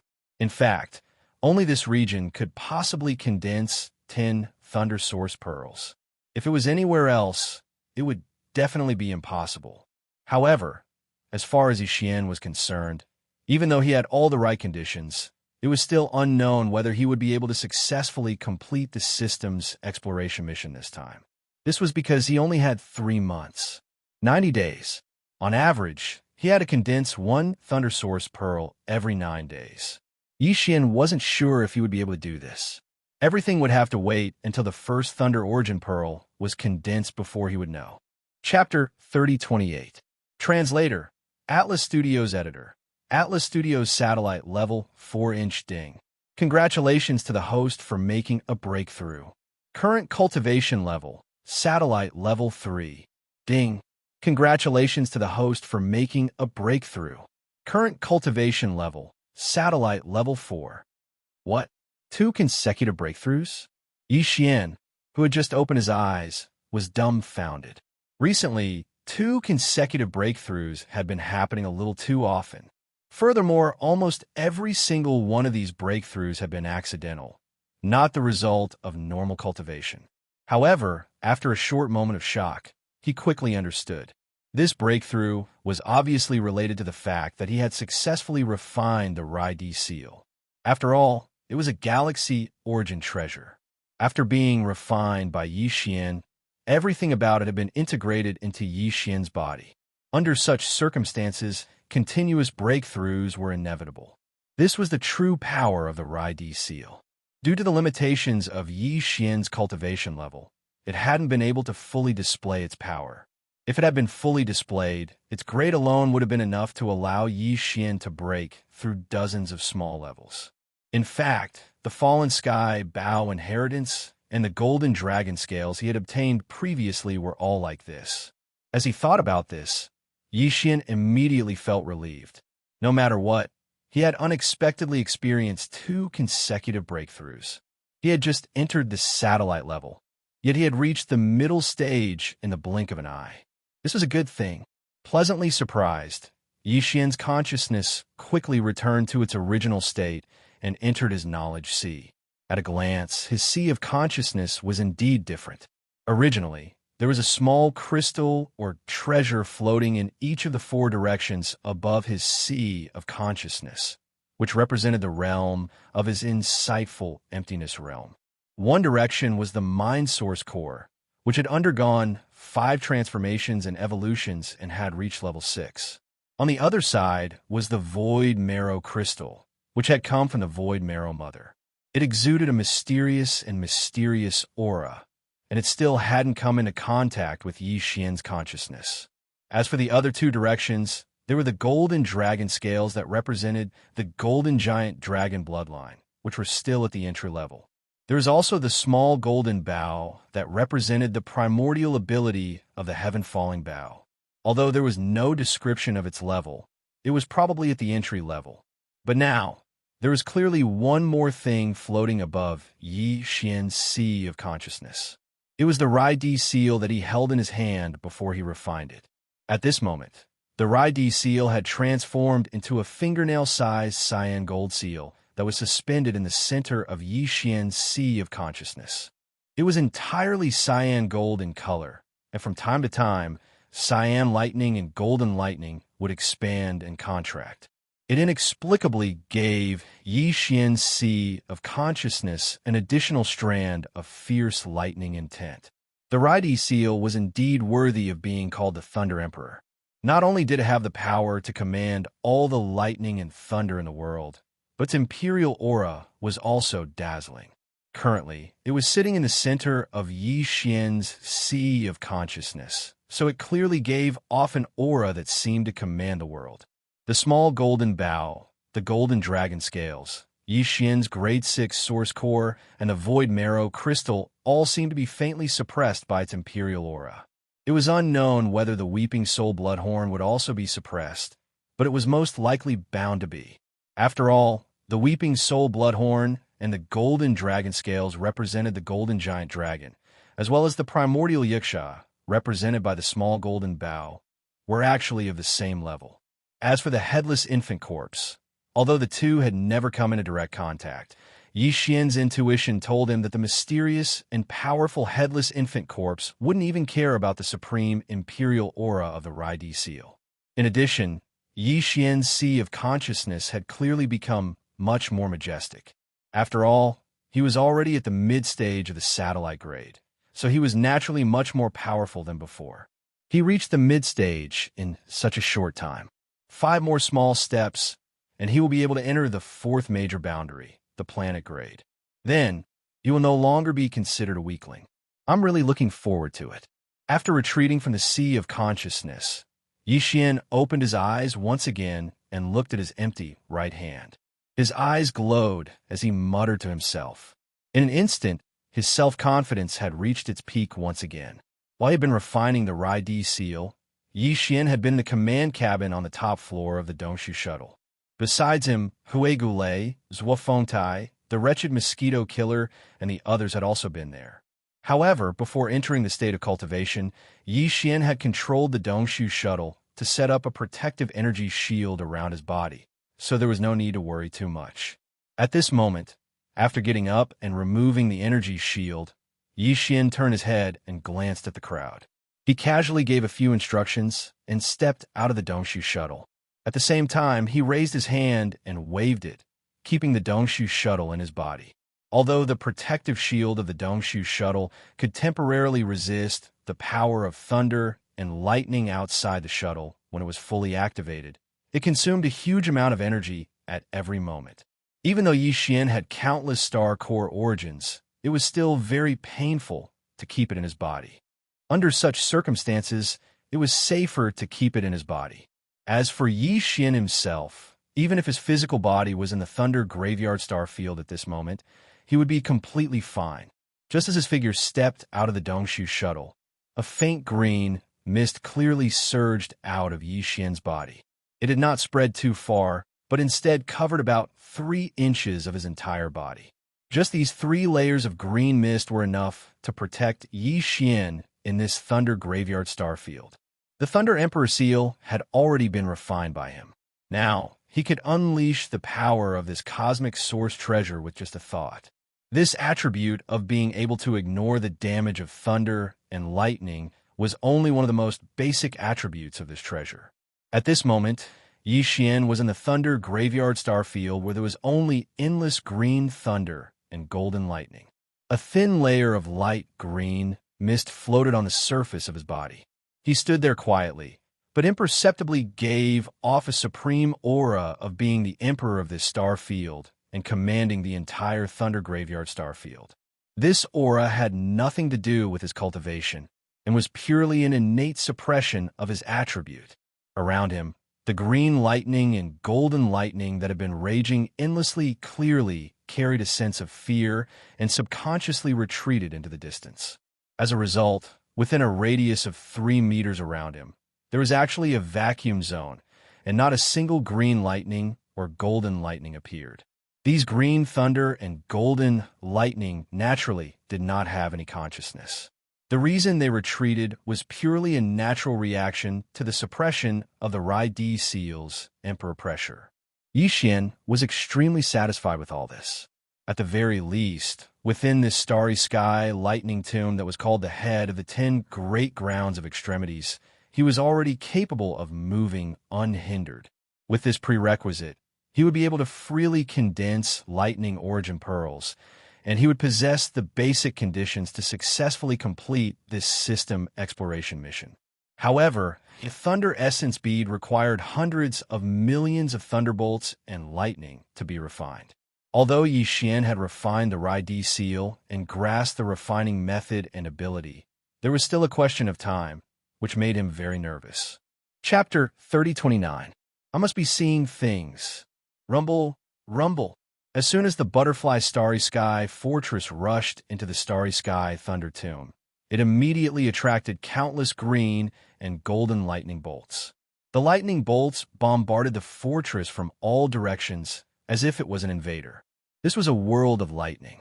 All foreign objects would be rejected immediately, and this rejection, as the most powerful and violent lightning in the world, was a means of destruction.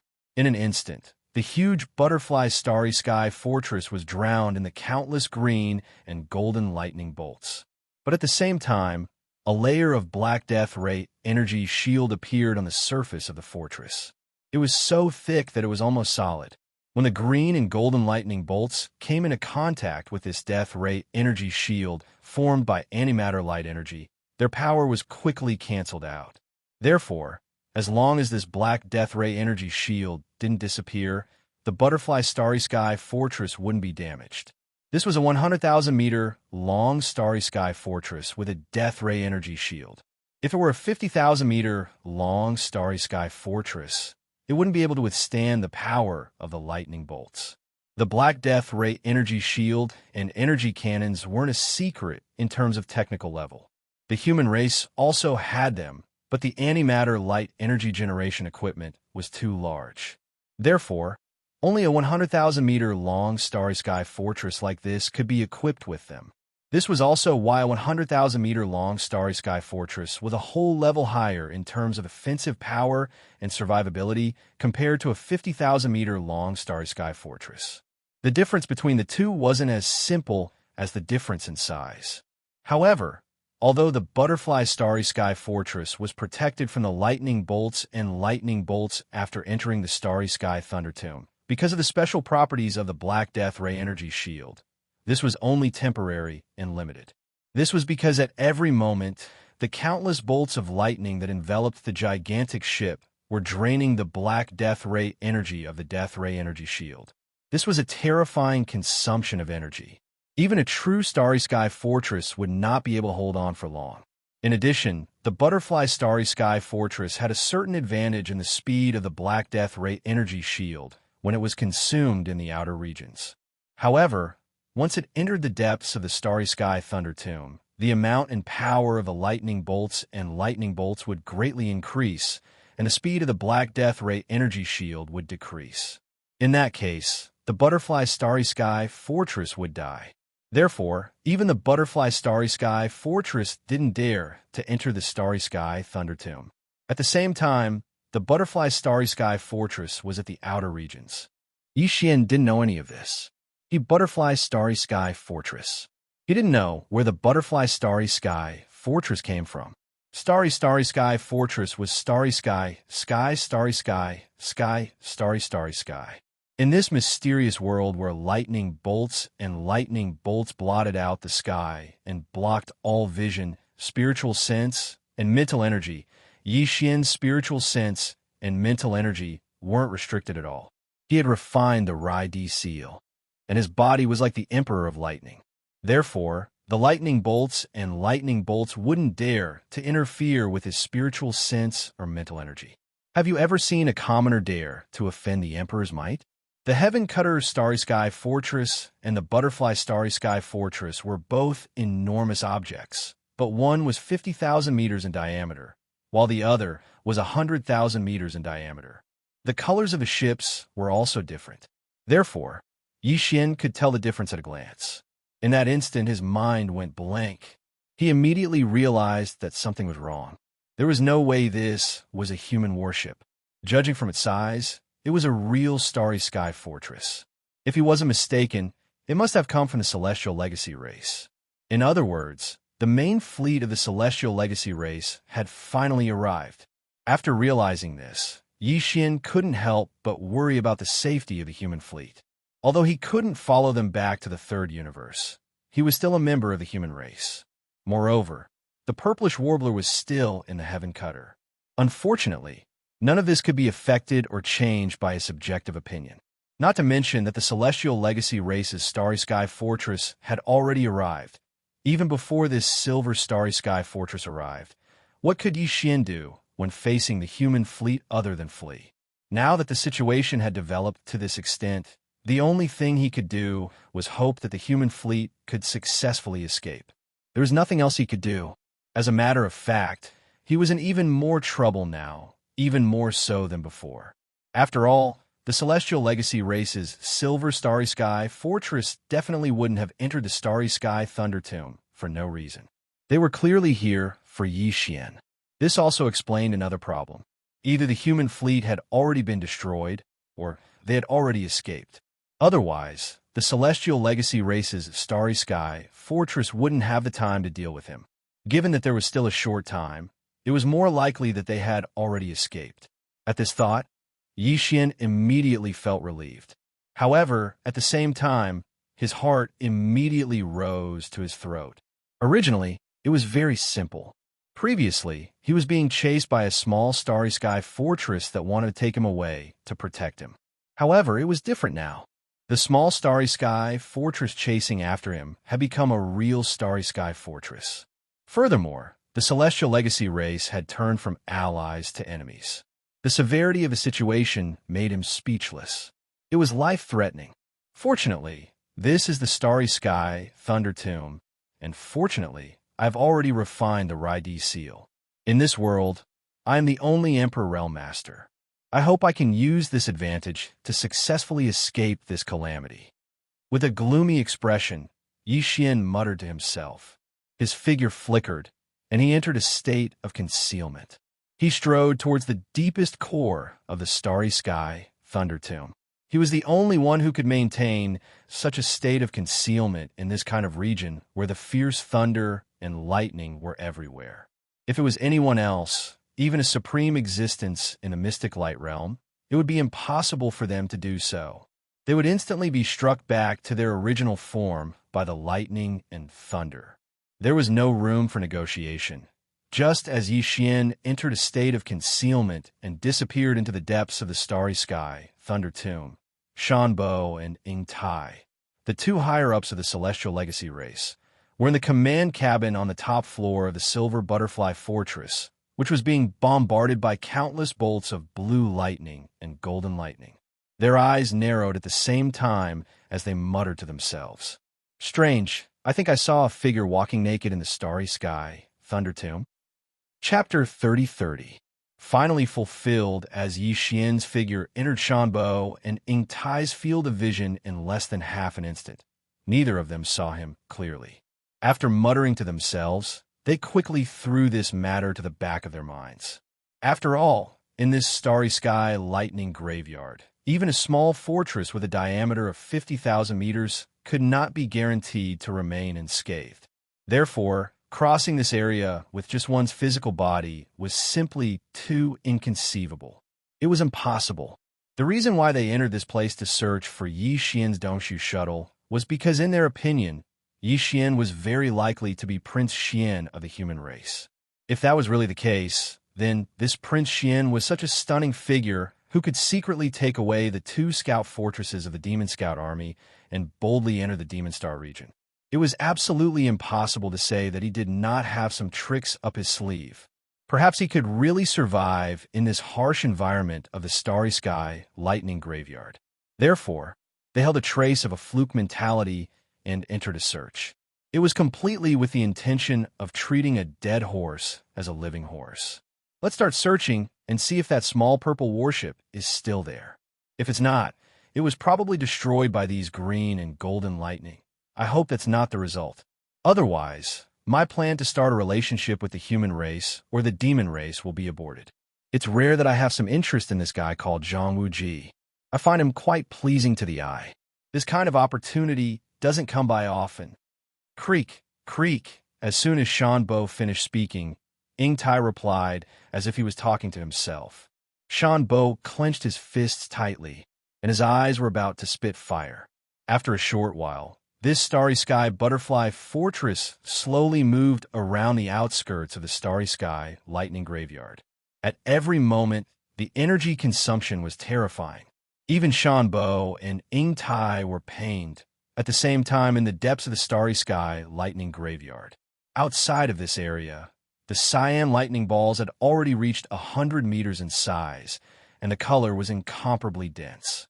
As for the golden lightning bolts, each of them had a diameter of 10 meters, and were even more dazzling than the sun, directly burning people's eyes. Xian had no doubt that a single bolt of green lightning or a bolt of golden lightning could blast a stellar-level warship with a diameter of 3,000 meters into smithereens. However, he was completely unscathed as he stood there with his physical body. All of the green lightning and golden lightning revolved around its body, not touching it. However, it carried an amiable feeling, incomparably joyous. After all, they were in the depths of the lightning graveyard. The green lightning and golden lightning here were much more powerful. To put it in a more human-like manner, they were much bolder. They no longer retreated far away in fear. Instead, they followed closely behind him. Because of this, no matter where Xian went in this area, he would always be surrounded by green lightning and golden lightning. However, they didn't hurt him, nor did they have the ability to. Under the effect of the Rai D seal, Xian's entire body was now immune to lightning.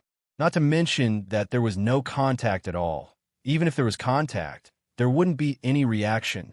This situation was also greatly beneficial for him to condense the Thunder Origin bead. At least, he didn't need to search for lightning bolts everywhere.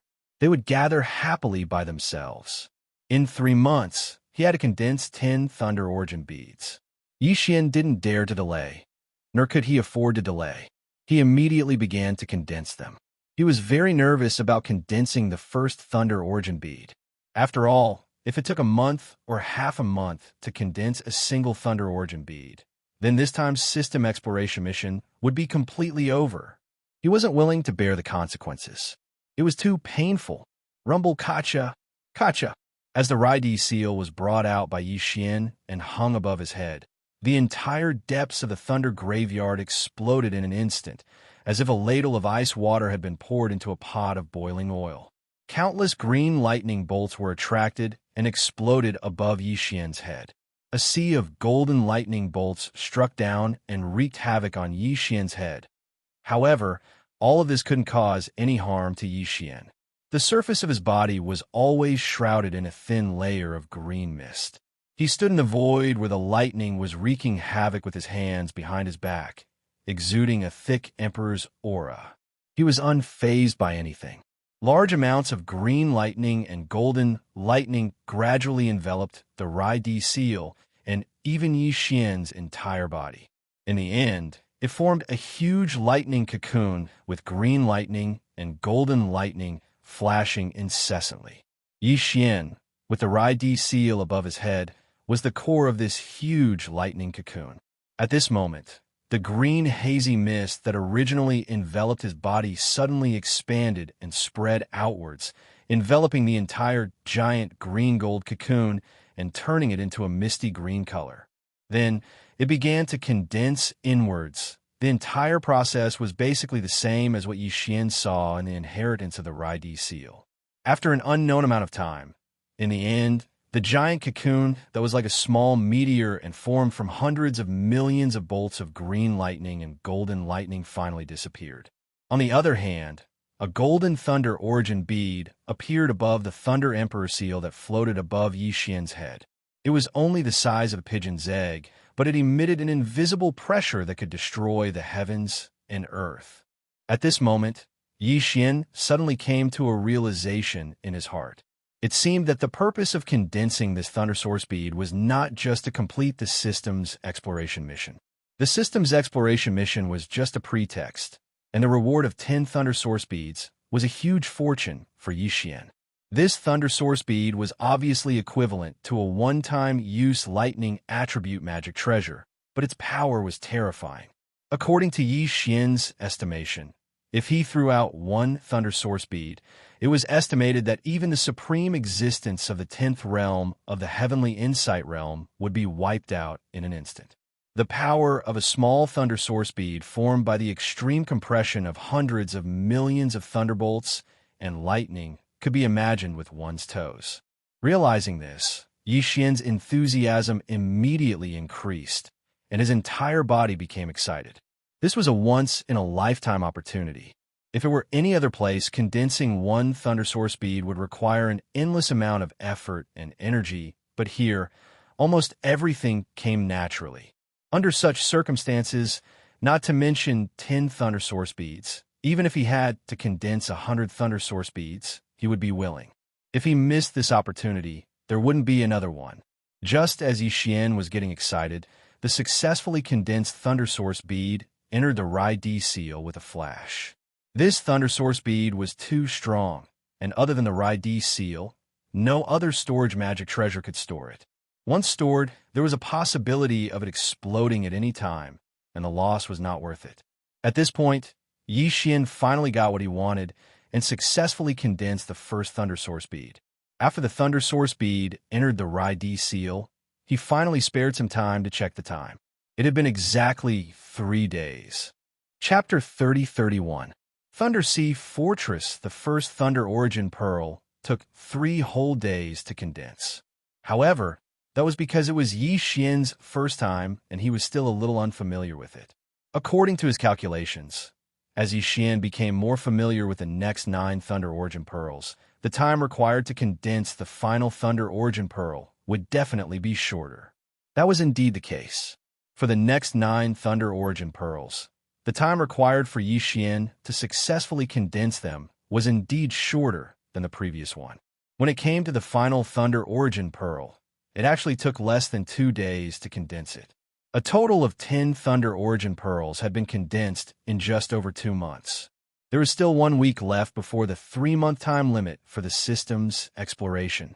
When the final Thunder Origin Pearl was successfully condensed and was absorbed into the Rai-D seal, the familiar sound of the devouring system finally rang out in Xian's mind. Ding! Congratulations, leader. Exploration mission of Thunder Origin creation completed. Title upgraded. Current title, Interstellar Explorer. Ding! Congratulations, host. Ability of Interstellar Explorer activated. Do you wish to immediately initiate an interstellar coordinate jump? As the 2 system notifications rang out, Xian felt his entire body and mind relax. He felt so light that he almost flew.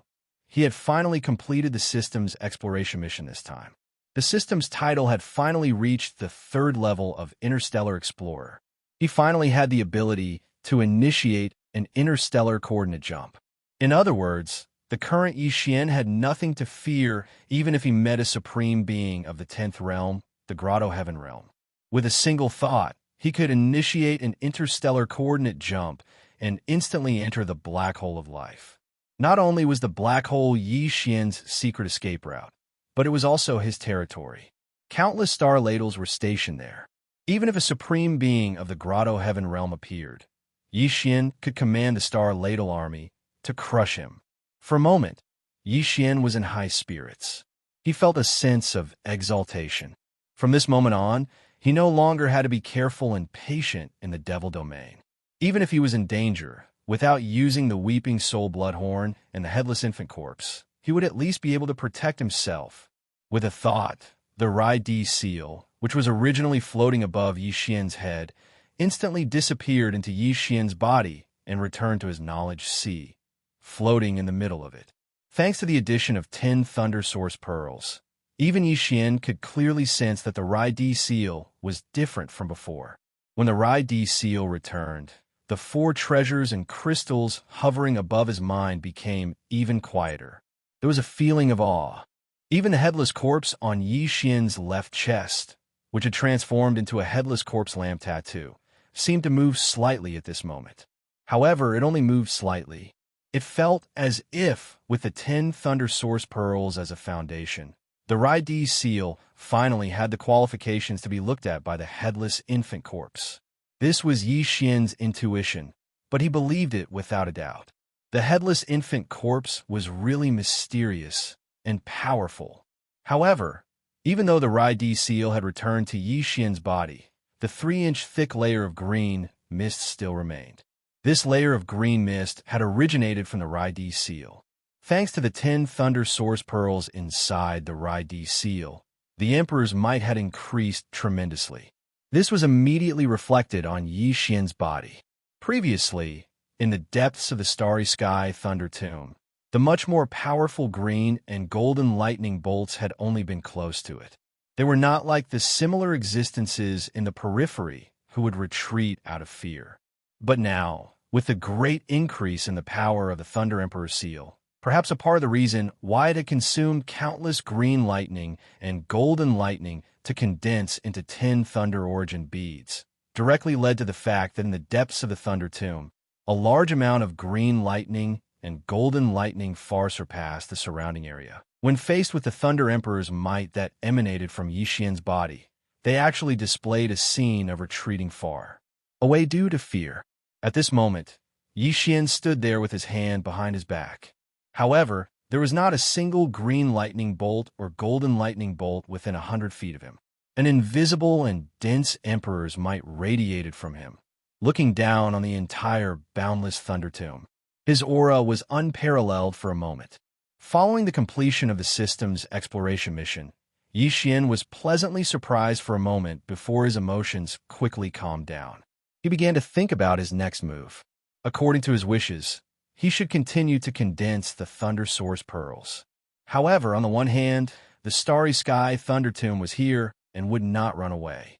When the time was right, or when he was bored, He could come back at any time. He was not in a hurry. Moreover, he had been condensing the Thunder Source pearls here for more than 2 months. He was indeed a little bored. Therefore, Yixian was not particularly inclined to continue to waste time here. He continued to condense the Thunder Source pearls. On the other hand, he was still worried about the safety of the elite fleet of the human clan. Although he guessed that they should have escaped, he would not be at ease until he received definite information.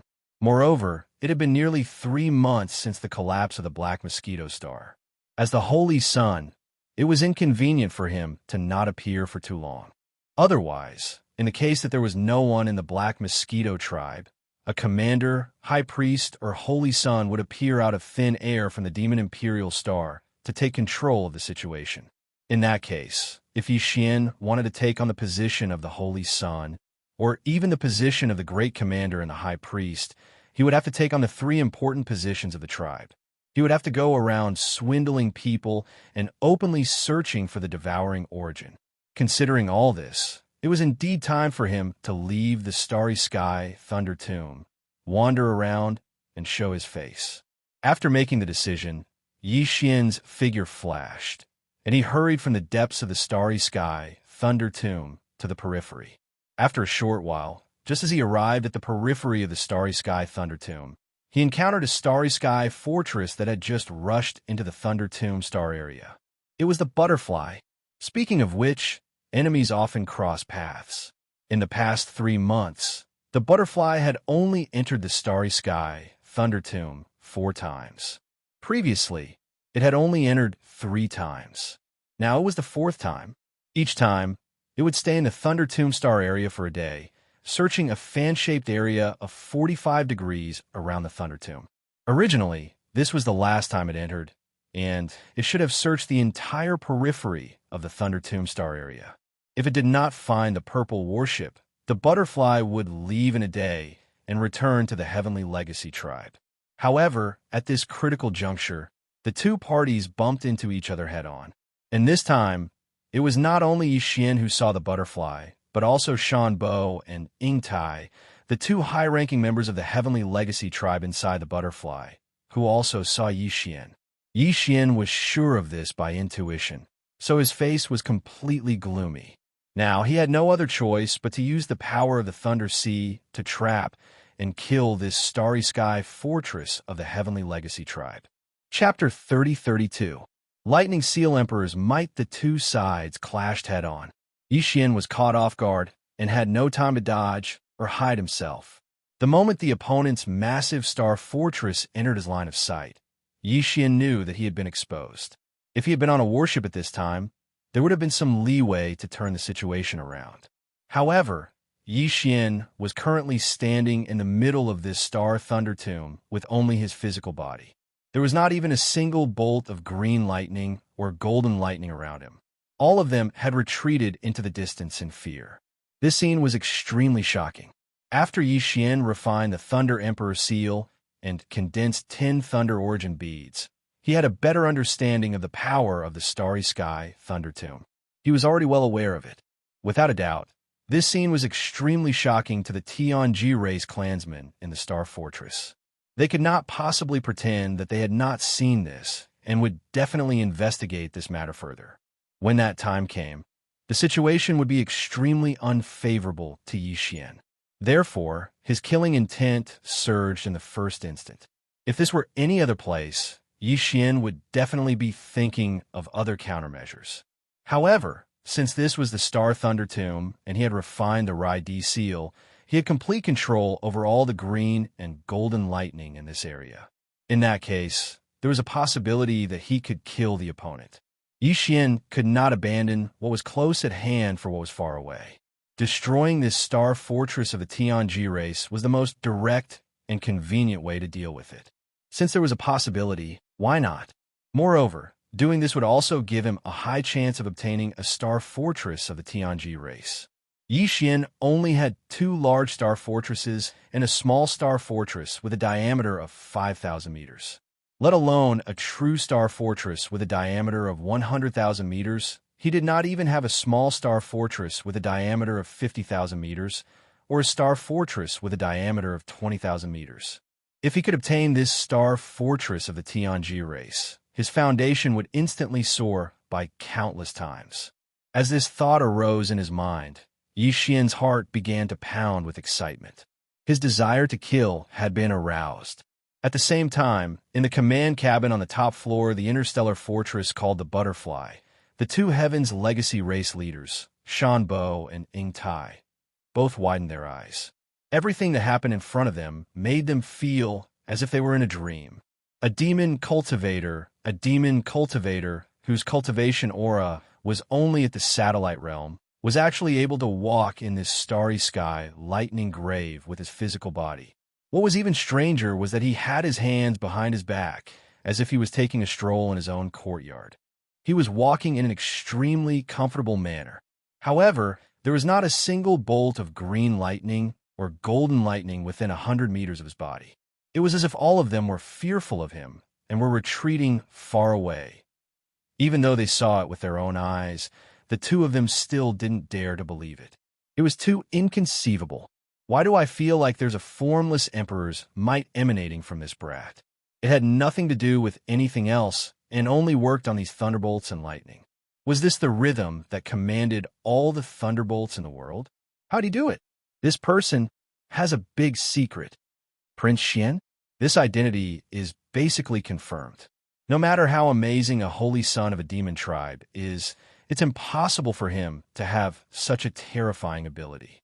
However, it's not strange for a prince of the human race's eternal dynasty to be able to do this. Haha, I seem to have smelled the scent of love. A prince of the human race. With such an identity, although his cultivation is a bit weak, he is worthy of me. Uncle Sean, you should change your name in the future. Since I am Ing Tai, this name of yours will cause him to misunderstand. Little fella, generally speaking, he likes to be jealous, Shanbo said the first sentence with a blank expression. However, Ing Tai, whose eyes lit up after being stunned for a moment, excitedly said several sentences in a row. What he said was so hurtful to Shanbo's self-esteem. In an instant, Shanbo's face fell completely. At this moment, a cold light burst out from his eyes. In his heart, he had already sentenced Yi Xian to death in advance. So what if his methods were strange? His cultivation was too weak, in Shanbo's opinion. As long as he made a move, he would definitely erase his opponent's existence. Now, he obviously hadn't realized how terrifying the emperor's might that commanded all the thunderbolts in the world represented in this world, where there was only endless thunderbolts and lightning. But he soon experienced it. A fist-sized azure golden seal appeared above Yi Xian's head. Azure lightning coiled around its entire body as it breathed endlessly. There were also countless golden lightning bolts that expanded and expanded, emitting a green brilliance that enveloped Yi Xian's figure, causing him to become hazy. At the same time, the formless emperor's might of thunder suddenly burst out and was rendered to the extreme. Rumble crack. Crack. As the Rai seal was activated and its power was fully activated by Yi Xian, the entire starry sky thunder tomb began to surge like a riot. Indeed, the entire starry sky thunder tomb was extremely vast, almost like a corner of a vast galaxy. Even a warship would need a certain amount of time to cross it. But this emperor's might of thunder ignored distance. When spread out, even the green lightning and golden lightning from extremely far away instantly sensed this powerful emperor's might and responded. At this moment, the entire starry sky thunder tomb seemed to come alive. Countless bolts of green lightning surged, and countless bolts of golden lightning surged, turning this entire vast area into a cage of thunder and lightning. At the edge of the entire starry sky thunder tomb, countless bolts of green lightning and golden lightning gathered together, leaving almost no gaps. They formed a vast thunder barrier, preventing any existence from entering and at the same time preventing any existence from leaving. All of this was Yi Xian's will. If he wanted to kill this starry sky fortress of the Heaven's legacy race, the first thing he had to do was cut off its escape route. At the same time, only he could do all of this. Moreover, if not for the power of the Rai seal, Yi Xian would not have been able to accomplish this either. At the same time that the lightning barrier was formed, a thought suddenly flashed through Yixian's mind. Could he also brand an interstellar coordinate here? After all, in this place, he was a supreme emperor. If he encountered a powerful enemy in the future, he could clearly bring them to this place and use the geographical advantage to kill them. Unfortunately, he wasn't sure if the system's interstellar coordinate jumping ability could bring other experts besides Yixian to jump as well. Thus, this idea could only flash through his mind and was quickly tossed to the back of Yixian's mind. He would go back and verify it before making a decision. Soon after, a thunder origin bead slowly emerged from the Raidi seal above Yixian's head. This time, Yixian planned to test out the thunder origin bead's power. Chapter 3033. Source Pearl Mystic Light Rumble, Kacha. Following the formation of the lightning barrier at the edge of the space lightning tomb, a large amount of green lightning and golden lightning began to bombard the interior of the lightning barrier, engulfing the Butterfly Starry Sky Fortress in an overwhelming manner. Although the Butterfly Starry Sky Fortress was attacked by this kind of lightning when it entered the space lightning tomb before, the situation before was completely different from now. This was clearly a kind of extreme bombardment under human control. The power of the lightning bolts increased exponentially, to the point that they surpassed the speed at which the death ray generator inside the Butterfly Starry Sky Fortress could produce black death rays. The layer of black death ray shield outside the Butterfly Starry Sky Fortress was rapidly weakening. This was no longer a problem of energy consumption, but a problem that they could not resist at all. Soon, when the black death ray shield was completely neutralized, the hull of the Butterfly Starry Sky Fortress would directly face the terrifying power of the green lightning and golden lightning. In the end, the ship would be destroyed, and the people on board would perish in the blink of an eye. The situation had become so serious that it was a matter of life and death. Whether it was Shanbo or Yingtai, both of them were shocked and panicked. Right now, the entire space lightning tomb had become a cage. There was no way to escape. Once they rushed to the lightning barrier at the edge of the lightning tomb, the hull of the Starry Sky Fortress would probably explode. The lightning bolts there were so densely packed together that there was almost no gap between them. They had completely formed a real barrier. However, inside this cage, the power of the green lightning and golden lightning bolts had also increased. If this continued, once the death ray shield of the Butterfly Starry Sky Fortress was completely suppressed, they would have no choice but to directly expose themselves to the lightning tomb like the other party. Although the two of them were supreme mystic light realm cultivators, and even if their bodies were exposed to this lightning environment for a short period of time, they would definitely not be able to do so for long. However, there was no way to escape. In the end, only death awaited them. Thinking of this, Shan Bo's expression changed drastically. A trace of regret appeared on his face. He muttered to himself, "Damn it, how could I be so careless and be trapped in such an environment?" Even though the opponent's cultivation is so weak, he is almost invincible in this thunder graveyard. All the thunderbolts listen to his orders. This is the rhythm of borrowing the power of heaven and earth to crush us. It is too sullen. If he didn't have this ability, a mere satellite state cultivator like him wouldn't even be considered an ant in front of us. At this point, Shanbo seemed to have suddenly thought of something. His eyes flashed and his face flushed red. This was a sign that he had entered a state of excitement. His gaze was locked onto the Raidi seal floating above Yixian's head. The reason this kid is able to reign supreme in this starry sky lightning graveyard and command a lightning of the world is obviously related to the green gold seal above his head. That's definitely an origin source treasure. Moreover, it's a lightning-attributed origin source treasure. Once I seize that treasure, this starry sky lightning tomb will obey my orders from now on. I can kill that kid with a single thought. He's not even comparable to an ant. There is no turning back. Either I die here or I seize his thunder source treasure. Yingtai, you stay in the fortress. I will be back soon. He is just a satellite state ant. So what if he can make use of the endless thunderbolts in this thunder graveyard? The height of his cultivation base is ultimately a shortcoming. Once I make a move, seizing a Thunder Source treasure is just a piece of cake. The more Xianbo spoke, the more he felt that this was the truth. The most important thing was that he had no other choice but to do this now. Therefore, even though he was nervous, he could only say these words to encourage himself. As he finished speaking, he took a step forward and disappeared from the control cabin on the top floor of the Butterfly Starry Sky Fortress.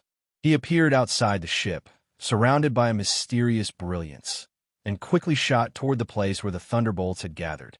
Ingtai, who had stayed in the Butterfly Star Fortress, was stunned at first, but then his eyes lit up. He slowly shook his head and sighed. This is good. Anyway, there won't be any sparks between us. Since the new Xianbo has appeared, the best ending for the old one is naturally to die. You are courting death. You can't blame me. Besides, if you can die in the hands of the new Xianbo, then it will give Ingtai a legitimate reason to go and find him. This matter will be discussed in the meeting between the upper echelons of the human race and the Tianji clan. Ingtai will have the right to reason. You kill my Xianbo. Since you can't pay for it, then you naturally have to be my new Xianbo. Ha ha. In that case, if the old Xianbo wants to die, then Ingtai will think that Yu Cheng is the one. His words did make some sense, but the ruthlessness in his words sent chills down Ingtai's spine. This wasn't Ingtai, who wanted to turn into a butterfly with Xianbo.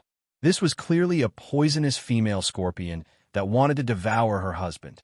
At the same time, outside the Butterfly Star Fortress, as a supreme existence in the mystic light realm, Xianbo did have the terrifying ability to stay in this kind of terrifying environment for a short period of time. The fact that he could do this without using the power of the Rai D seal was enough to show the terrifying strength of a supreme existence in the mystic light realm. At this moment, Uncle Shan's body was surrounded by a mysterious profound light that was filled with a profound aura. His body transformed into an extremely fast-flowing arrow as he quickly shot towards Yixian. In the blink of an eye, he traversed more than half a distance. At this speed, he'd probably be able to arrive in front of Yixian in a few breaths of time. Once he got close, Yixian would not be able to protect the Rai D seal with his insignificant fourth-order satellite cultivation. Realizing this, Yixian's eyelids twitched violently. With a great sense of danger approaching, he did not hesitate and immediately sent an attack command to the Rai D seal hanging above his head. And it was extremely clear. He directly used a Thunder Origin Orb. Whoosh! Rumble. A weak yet sharp sound of something breaking through the air suddenly rang out. The Thunder Origin Bead, which had been spat out by the Thunder Emperor seal and was revolving around the seal, instantly turned into a tiny golden light that was almost undetectable. It shot towards Xianbo, who was pouncing towards him at high speed. Along the way, there was clearly the sound of thunder surging. After all, it was the Thunder Origin Orb, which represented the origin power of thunder. Once it was activated, thunder would rumble endlessly. This cannot be more normal. Boom! In the blink of an eye, this undetectable golden light collided with Xianbo.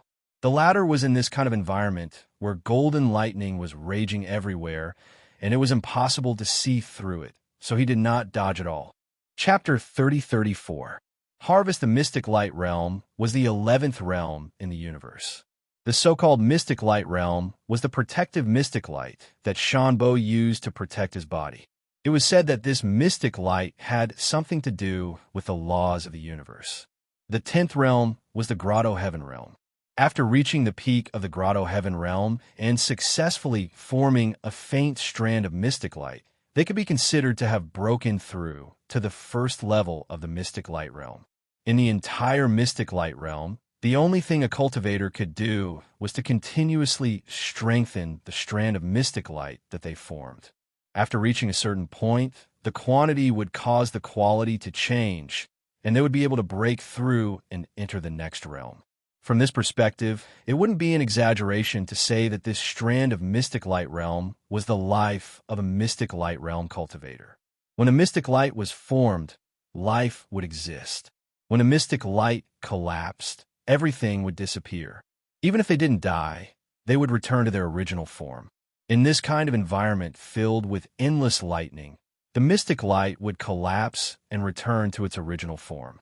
The only result of falling back to the Grotto Heaven realm was death. Boom! There was an explosion, an extremely monotonous explosion. There was no continuous sound, no echo, and no ripples. It was just a monotonous explosion. The power of this explosion shook the entire boundless starry sky lightning tomb, and it seemed like the space of this star region was about to collapse. As the explosion sounded, a scorching golden light spread out like a tide. The intensity of this light was so intense that even Xianxia, who was like an emperor in this starry sky lightning tomb, couldn't look straight at it. He subconsciously squinted his eyes and tilted his head. When he turned around again, the golden tide that had spread out had completely dispersed. It fused back into the stellar lightning tomb, turning into endless green lightning and golden lightning. It was the origin energy that constantly gave birth to life. As for the Heaven's Legacy race upper echelon whose aura clearly surpassed the Grotto Heaven realm, his figure had completely disappeared. Not a single strand of hair was left behind. Such power instantly stunned Xianxia. Although he didn't know that the Mystic Light realm was after the Grotto Heaven realm, just from the terrifying aura he felt from Shanbo, he was sure that the other party was definitely in existence that surpassed the Grotto Heaven realm. That was the cultivation base of the 11th major realm. However, this Thunder Origin bead had actually wiped them out in an instant, leaving not even a single strand of hair behind. Back then, the Weeping Soul Bloodhorn had only been able to crush the 9-star Ladybird Empress of the Grotto Heaven realm.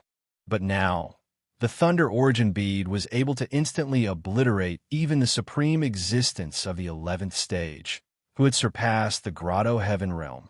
Even if it was a one-time use consumable, it was still a precious treasure.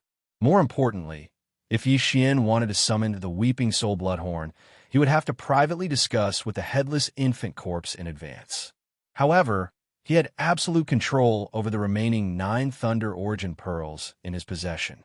He could blow up whoever he wanted, blow up however he wanted, and do as he pleased. Wouldn't that be great? Furthermore, he didn't have to worry about the Weeping Soul Bloodhorn exposing some of his secrets. It was a must-have item for traveling and killing people. Just based on this point alone, this trip to the Starry Sky Lightning Graveyard was already a huge gain. Of course, the current crisis was obviously not over yet. Although he had killed a high-ranking member of the Tianji clan, the 100,000-meter wide Starry Sky fortress in front of him still existed. If he didn't deal with it, this matter wouldn't be over. With the terrifying power of the Thunder Origin bead, just now, Xianxia didn't doubt that if he threw out another one, the 100,000-meter wide Starry Sky fortress in front of him would instantly be blown to pieces. However, he instantly hesitated about this matter. After all, this was a real Starry Sky fortress. Even when the Wan Luo Federation and the Tianji clan broke out in a war, this kind of Starry Sky fortress was usually stationed at the rear as a strategic deterrent weapon. The ones that were actually used to fight on the battlefield were usually those so-called small Starry Sky fortresses that were 50,000 meters wide. In the history of the Wan Luo Federation, it seemed that they had never seized a Starry Sky fortress of the Tianji clan. Similarly, the Tianji clan had never seized one from this side. If this bright silver Starry Sky fortress in front of him could fall into his hands, not to mention its importance, just the tangible benefits would be incredible. If he didn't have the Devouring system, if he didn't have the fragment of the immortal rank Starry Sky Superbrain, Xianxia wouldn't have the ability to refine this Starry Sky Fortress's AI system. If that was the case, he wouldn't have this kind of unrealistic dream. However, Xianxia clearly had all of this. In other words, as long as he did it properly, he definitely had the opportunity to refine this Starry Sky Fortress and keep it in his undying world. Since that was the case, it was completely understandable that Xianxia would have such a thought at this moment. Because although this idea was shocking, it clearly wasn't a dream. However, there was still a certain level of difficulty. If he wanted to refine it, Xianxia would have to come into close contact with it. This was extremely dangerous. Just now, any random Tianji clan expert that appeared from this Starry Sky Fortress was a supreme existence that surpassed the Grotto Heaven realm. What if there were a few more such existences inside? Even if there were only a few Grotto Heaven Realm existences, it would still be extremely dangerous for him. At this moment, he still didn't know that there was only one true Tianji clan member left in this Starry Sky Fortress. Although there were quite a few semi-intelligent androids and AI androids, none of them had developed their own consciousness and couldn't be considered true members of the Tianji clan. Once the AI system of this Starry Sky Fortress was refined, they would all switch sides and become androids loyal to Yi Xian. Just as Yi Xian was deep in thought, thinking quickly about how to find out exactly how many Tianji clan members were left in this Starry Sky Fortress. Then, he would think of a way to force them all out, which would make it easier for him to refine this Starry Sky Fortress.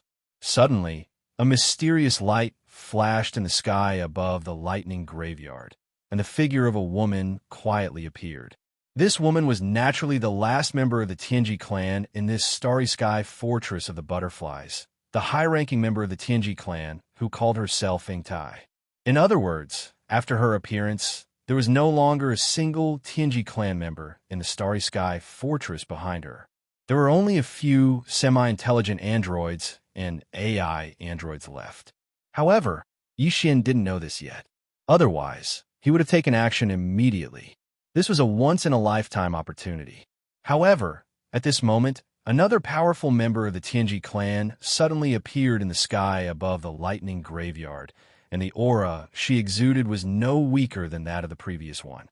Yi Xian suddenly felt a sense of alarm, and for a moment, he really forgot about his plan to refine this Starry Sky Fortress. With a thought, he activated the Rai-D seal hanging above his head and spat out a thunder source bead the size of a pigeon's egg. Chapter 3035. Refined Fortress Kikik. You little sweetheart, you're really heartless. Could it be that you want to kill me like that guy? Killing your wife at the drop of a hat. Are you human royalty, all so heartless? Following the death of Shanbo, Yingtai had automatically treated Yi Xian, who had killed Shanbo, as the person she felt the love of a human being. After all, this was what he owed her. Therefore, when her words came out of her mouth, it was incomparably natural. Even Yi Xian couldn't help but be stunned. The other party had said that he was a member of the human royal family. It was obvious that he had mistaken Yi Futian for Prince Xian. Furthermore, she claimed to be Prince Xian's wife. Could it be that this person was not from the Tianji clan, but a human? This was not impossible. For example, the Demon Imperial family had generations of imperial uncles held hostage in the Heaven's Legacy race. It was also possible that the wife of a prince of an eternal dynasty had fallen into the hands of the Heaven's Legacy race. It wasn't that he was stupid. The key was that the Tianji race's androids were no different from humans in terms of appearance. Demon folk could be distinguished by their mental energy, and once they used their mental energy, they would be able to determine that they were not human. However, the Tianji race did not have this feature. In addition, Yingtai's cultivation was who knew how many times stronger than Yi Xian's, so it was even more impossible for him to probe. However, Yingtai had said it so naturally, so calmly, so it wasn't completely incomprehensible for Yi Xian to have such suspicions. Since that was the case, it really wasn't appropriate to kill him. At the very least, it was not appropriate to do so before confirming that this person was a member of the Celestial Legacy race. Of course, it wasn't that Yi Xian didn't have any suspicions in his heart. This beautiful and flirtatious woman's cultivation was simply too high. She was actually the same as the Heavenly Fate clan member from before, possessing a cultivation that surpassed the Heavenly Passage realm. That Prince Xian's cultivation was only at this level. So how could his wife be so powerful? However, this was not completely impossible. After all, the other party was a prince, and it was very likely that she was a proud daughter of some family. Because of his status as a prince, she was willing to lower herself to marry him. Thinking of this, Yi Xian really didn't dare to be sure. After thinking for a while, he probed, "Since you are Prince Xian's first wife and a hostage in the hands of the Tianji clan, why did they let you out? You're obviously lying to me." As he spoke, Yi Xian raised his hand and pointed at the butterfly Starry Sky Fortress behind Yingtai, his meaning obvious. Hearing Yi Xian's words, Ing Tai's eyes lit up. He was stunned for a moment. Then he was secretly delighted. She naturally understood the meaning behind Yi Xian's words. After all this fuss, this Prince Xian actually mistook her for a human. Furthermore, he most likely really did have such a wife in the human race. She guessed that they hadn't married yet, and the two of them had never even met. Prince Xian had been tossing and turning in the first universe all this time. She had only said that just now, but he actually mistook her for that human's future wife that he had never met. That's fine too. If he mistook her for a human, and even his future wife, then she would be able to enjoy this human love even better. That's right, she also had to immerse herself in it. It would be best if even she mistook herself for a human, for Prince Xian's wife. Only then would she not reveal any flaws and be able to fully immerse herself in it. Only then would she be able to find the feeling as soon as possible. Was the love between Ing Tai and Shanbo about to reappear on her body? Just thinking about it made her excited. As for his probing words today, it was really too simple. One sentence could resolve it. Thinking of this, Ing Tai immediately made a decision. As a supreme expert of the mystic light realm, hypnotizing herself a little wouldn't be a problem at all. She immediately did so. Of course, it was only a superficial hypnosis and not a deep one. If she wanted to wake up, she could do it with just a thought. But now, as a mystic light realm expert, tried to hypnotize himself and told himself that he was a human, the future wife of this Prince Xian who had fallen into the hands of the Heaven's legacy race. Ing Tai's expression immediately turned sorrowful. Even her eyes were vaguely sparkling with sparkling tears. She choked and said, Shanbo, although you and I have never met before, we have at least communicated through the Starweb twice. Didn't you always call me Ing Tai? Could it be that you can't even recognize my voice now? I heard that you were in the first universe and chased after you despite the danger. I didn't expect to be captured by the Tianji race and almost couldn't see you again. You actually still suspect me? Just now, you also used this kind of small golden pearl to kill that Tianji race higher up. Now, another one has come out of the seal. You clearly want to kill me as well. Wu, Shanbo, if you have a lover in the first universe, even if it's a demon person or a robot of the Tianji race, as long as you tell me, I will cover my face and cry. I will return to the human race and become a nun. Why do you have to be so heartless and insist on killing me? As for the baseless suspicions in your words, you're just fooling yourself.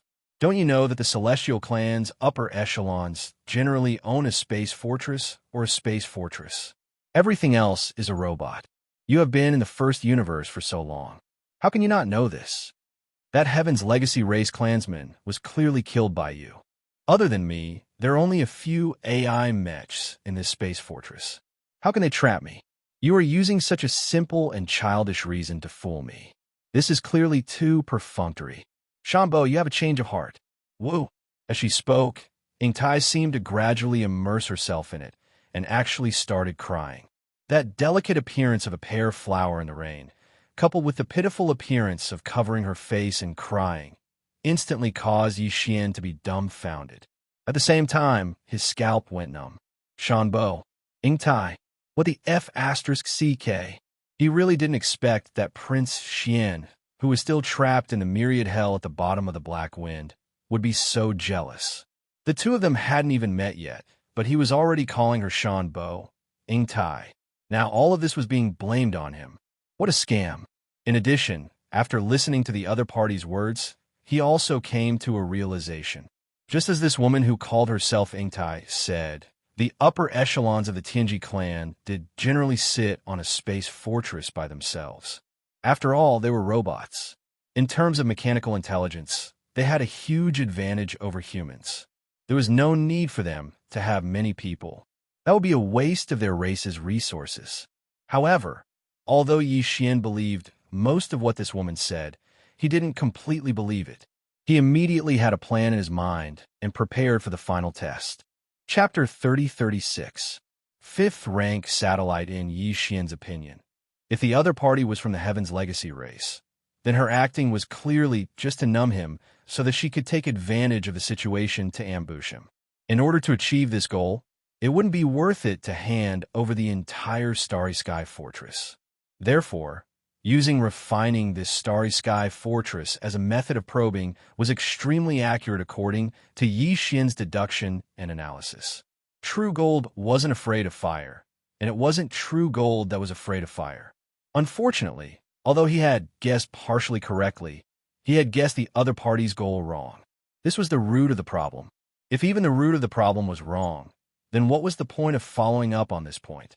It could be said that a single mistake could lead to a complete mistake. Ying Tai did this because she wanted to pursue the love between the human Ying Tai and Shanbo. Under this premise, she really didn't care about an interstellar fortress. As an upper echelon of the Heaven's Legacy race, as long as she was safe, even if she lost the butterfly transformation, she would be able to obtain a new butterfly transformation after returning to the Heaven's Legacy race. In fact, in her storage space, there was a Starry Sky Fortress of the same level that was 100,000 meters long. That was Ying Tai's personal fortress. As for this butterfly, it belonged to that damned Uncle Sean. If Yi Xian wanted to refine it, then to Ying Tai, she was just being generous. It wouldn't hurt her at all. It was precisely because of this that when Yi Xian probingly expressed that he wanted to refine this ownerless Starry Sky stronghold and take it for himself, not only did Ying Tai not have any abnormal behavior, she even had a face full of pleasant surprise. She involuntarily cried out, "Heavens, you actually have such a method? This is the interstellar fortress of the Mystic Light realm upper echelon of the Heaven's Legacy race. The superbrain, that is its AI, is no ordinary superbrain. If you want to refine it, you need an immortal rank superbrain. My dear, you're too surprising. You actually have an immortal rank superbrain." These words were extremely true. Even if Ying Tai didn't perform a shallow hypnosis on herself, her performance would still be so perfect. This was because this was exactly what she was feeling right now. They were filled with shock. This was an immortal rank superbrain. As far as she knew, other than the immortal star of the human race's science and technology faction, only the Tianji race's base camp had one. She didn't expect the human race's immortal dynasty to be so well hidden that Prince Xian had a second immortal star superbrain. The value of an immortal rank superbrain was even more valuable than 10 interstellar fortresses. From the looks of it, after he had perfectly experienced the beautiful feeling of Ying Tai and Shanbo's love from this Prince Xian, he would be able to fulfill his wish and feel a little sick of it. At that time, he would be able to kill this Prince Xian and gain a great harvest. All of these were Ying Tai's thoughts. Naturally, Yi Xian had no way of knowing. What he saw was Ying Tai's perfect performance under this test. It was precisely this perfect performance that made Yi Xian sigh inwardly, confirming his identity as a human. Not only was it a human, but it was also the Ying Tai of Prince Xian's Shanbo. It was just that for some inexplicable reason, all of this had involved him. When he thought of this, Yi Xian felt his entire head swell up and his head hurt like crazy. However, he couldn't be bothered to think about all of this right now. No matter what, an undefended interstellar fortress was right in front of him. He had to deal with this matter first. Picking up an interstellar fortress for free wasn't a good thing that could happen every day. This was probably the first time something like this had happened in the first universe for tens of thousands of years. As he thought of this, Yi Xian left a bit of his consciousness to summon the Rai Di seal to guard against Ying Tai's sudden movements. At the same time, he immediately ordered the devouring system in his body to refine the butterfly interstellar fortress. This kind of refinement was actually very simple. To put it bluntly, it was to use the core of Yi Xian's personal interstellar communication system, which was the fragment of the immortal rank interstellar superbrain, to send out a superbrain frequency to connect to the control core of the interstellar fortress. Then, like a hacker, it would attack the interstellar fortress and finally brand a fragment of the immortal rank interstellar superbrain. That would be the end of the refinement. Of course, all of this sounded simple, but the entire process was extremely complicated. Just think of the huge amount of tedious and complicated data that hackers in ancient times had to face just to break through a firewall. Therefore, Even with Yi Xian's current fourth-order satellite's spiritual sense and mental strength, if he were to personally control this matter, it would be an extremely troublesome matter. The best way to solve this problem was to be a hands-off boss and let the devouring system take over the control of the intelligent core of the personal interstellar communication system. Ding. Discovered interstellar fortress. Begin refinement immediately according to the host's instructions. Progress 1. Progress 2. As Xianxia's personal space communication system successfully connected and merged into the main control center of the stronghold that was no longer defended, the familiar notification of the devouring system quickly sounded in Yi Xian's mind. This was clearly the first time he'd started to invade and refine it, and even started to read the progress. This also proved that Ing Tai's words were true. If there was a second member of the Tianji race in this interstellar fortress, how could they allow all of this to happen? It should be known that although the interstellar superbrain used as the control core of the interstellar fortress wasn't an immortal rank, it was definitely not an ordinary superbrain. The control core of Yi Xian's personal interstellar communication system was only a fragment of an immortal rank superbrain. Although it was probably going to level up soon after consuming a large amount of multi-pupil thought crystals, it was going to break through the fragment level soon. However, it was still a fragment.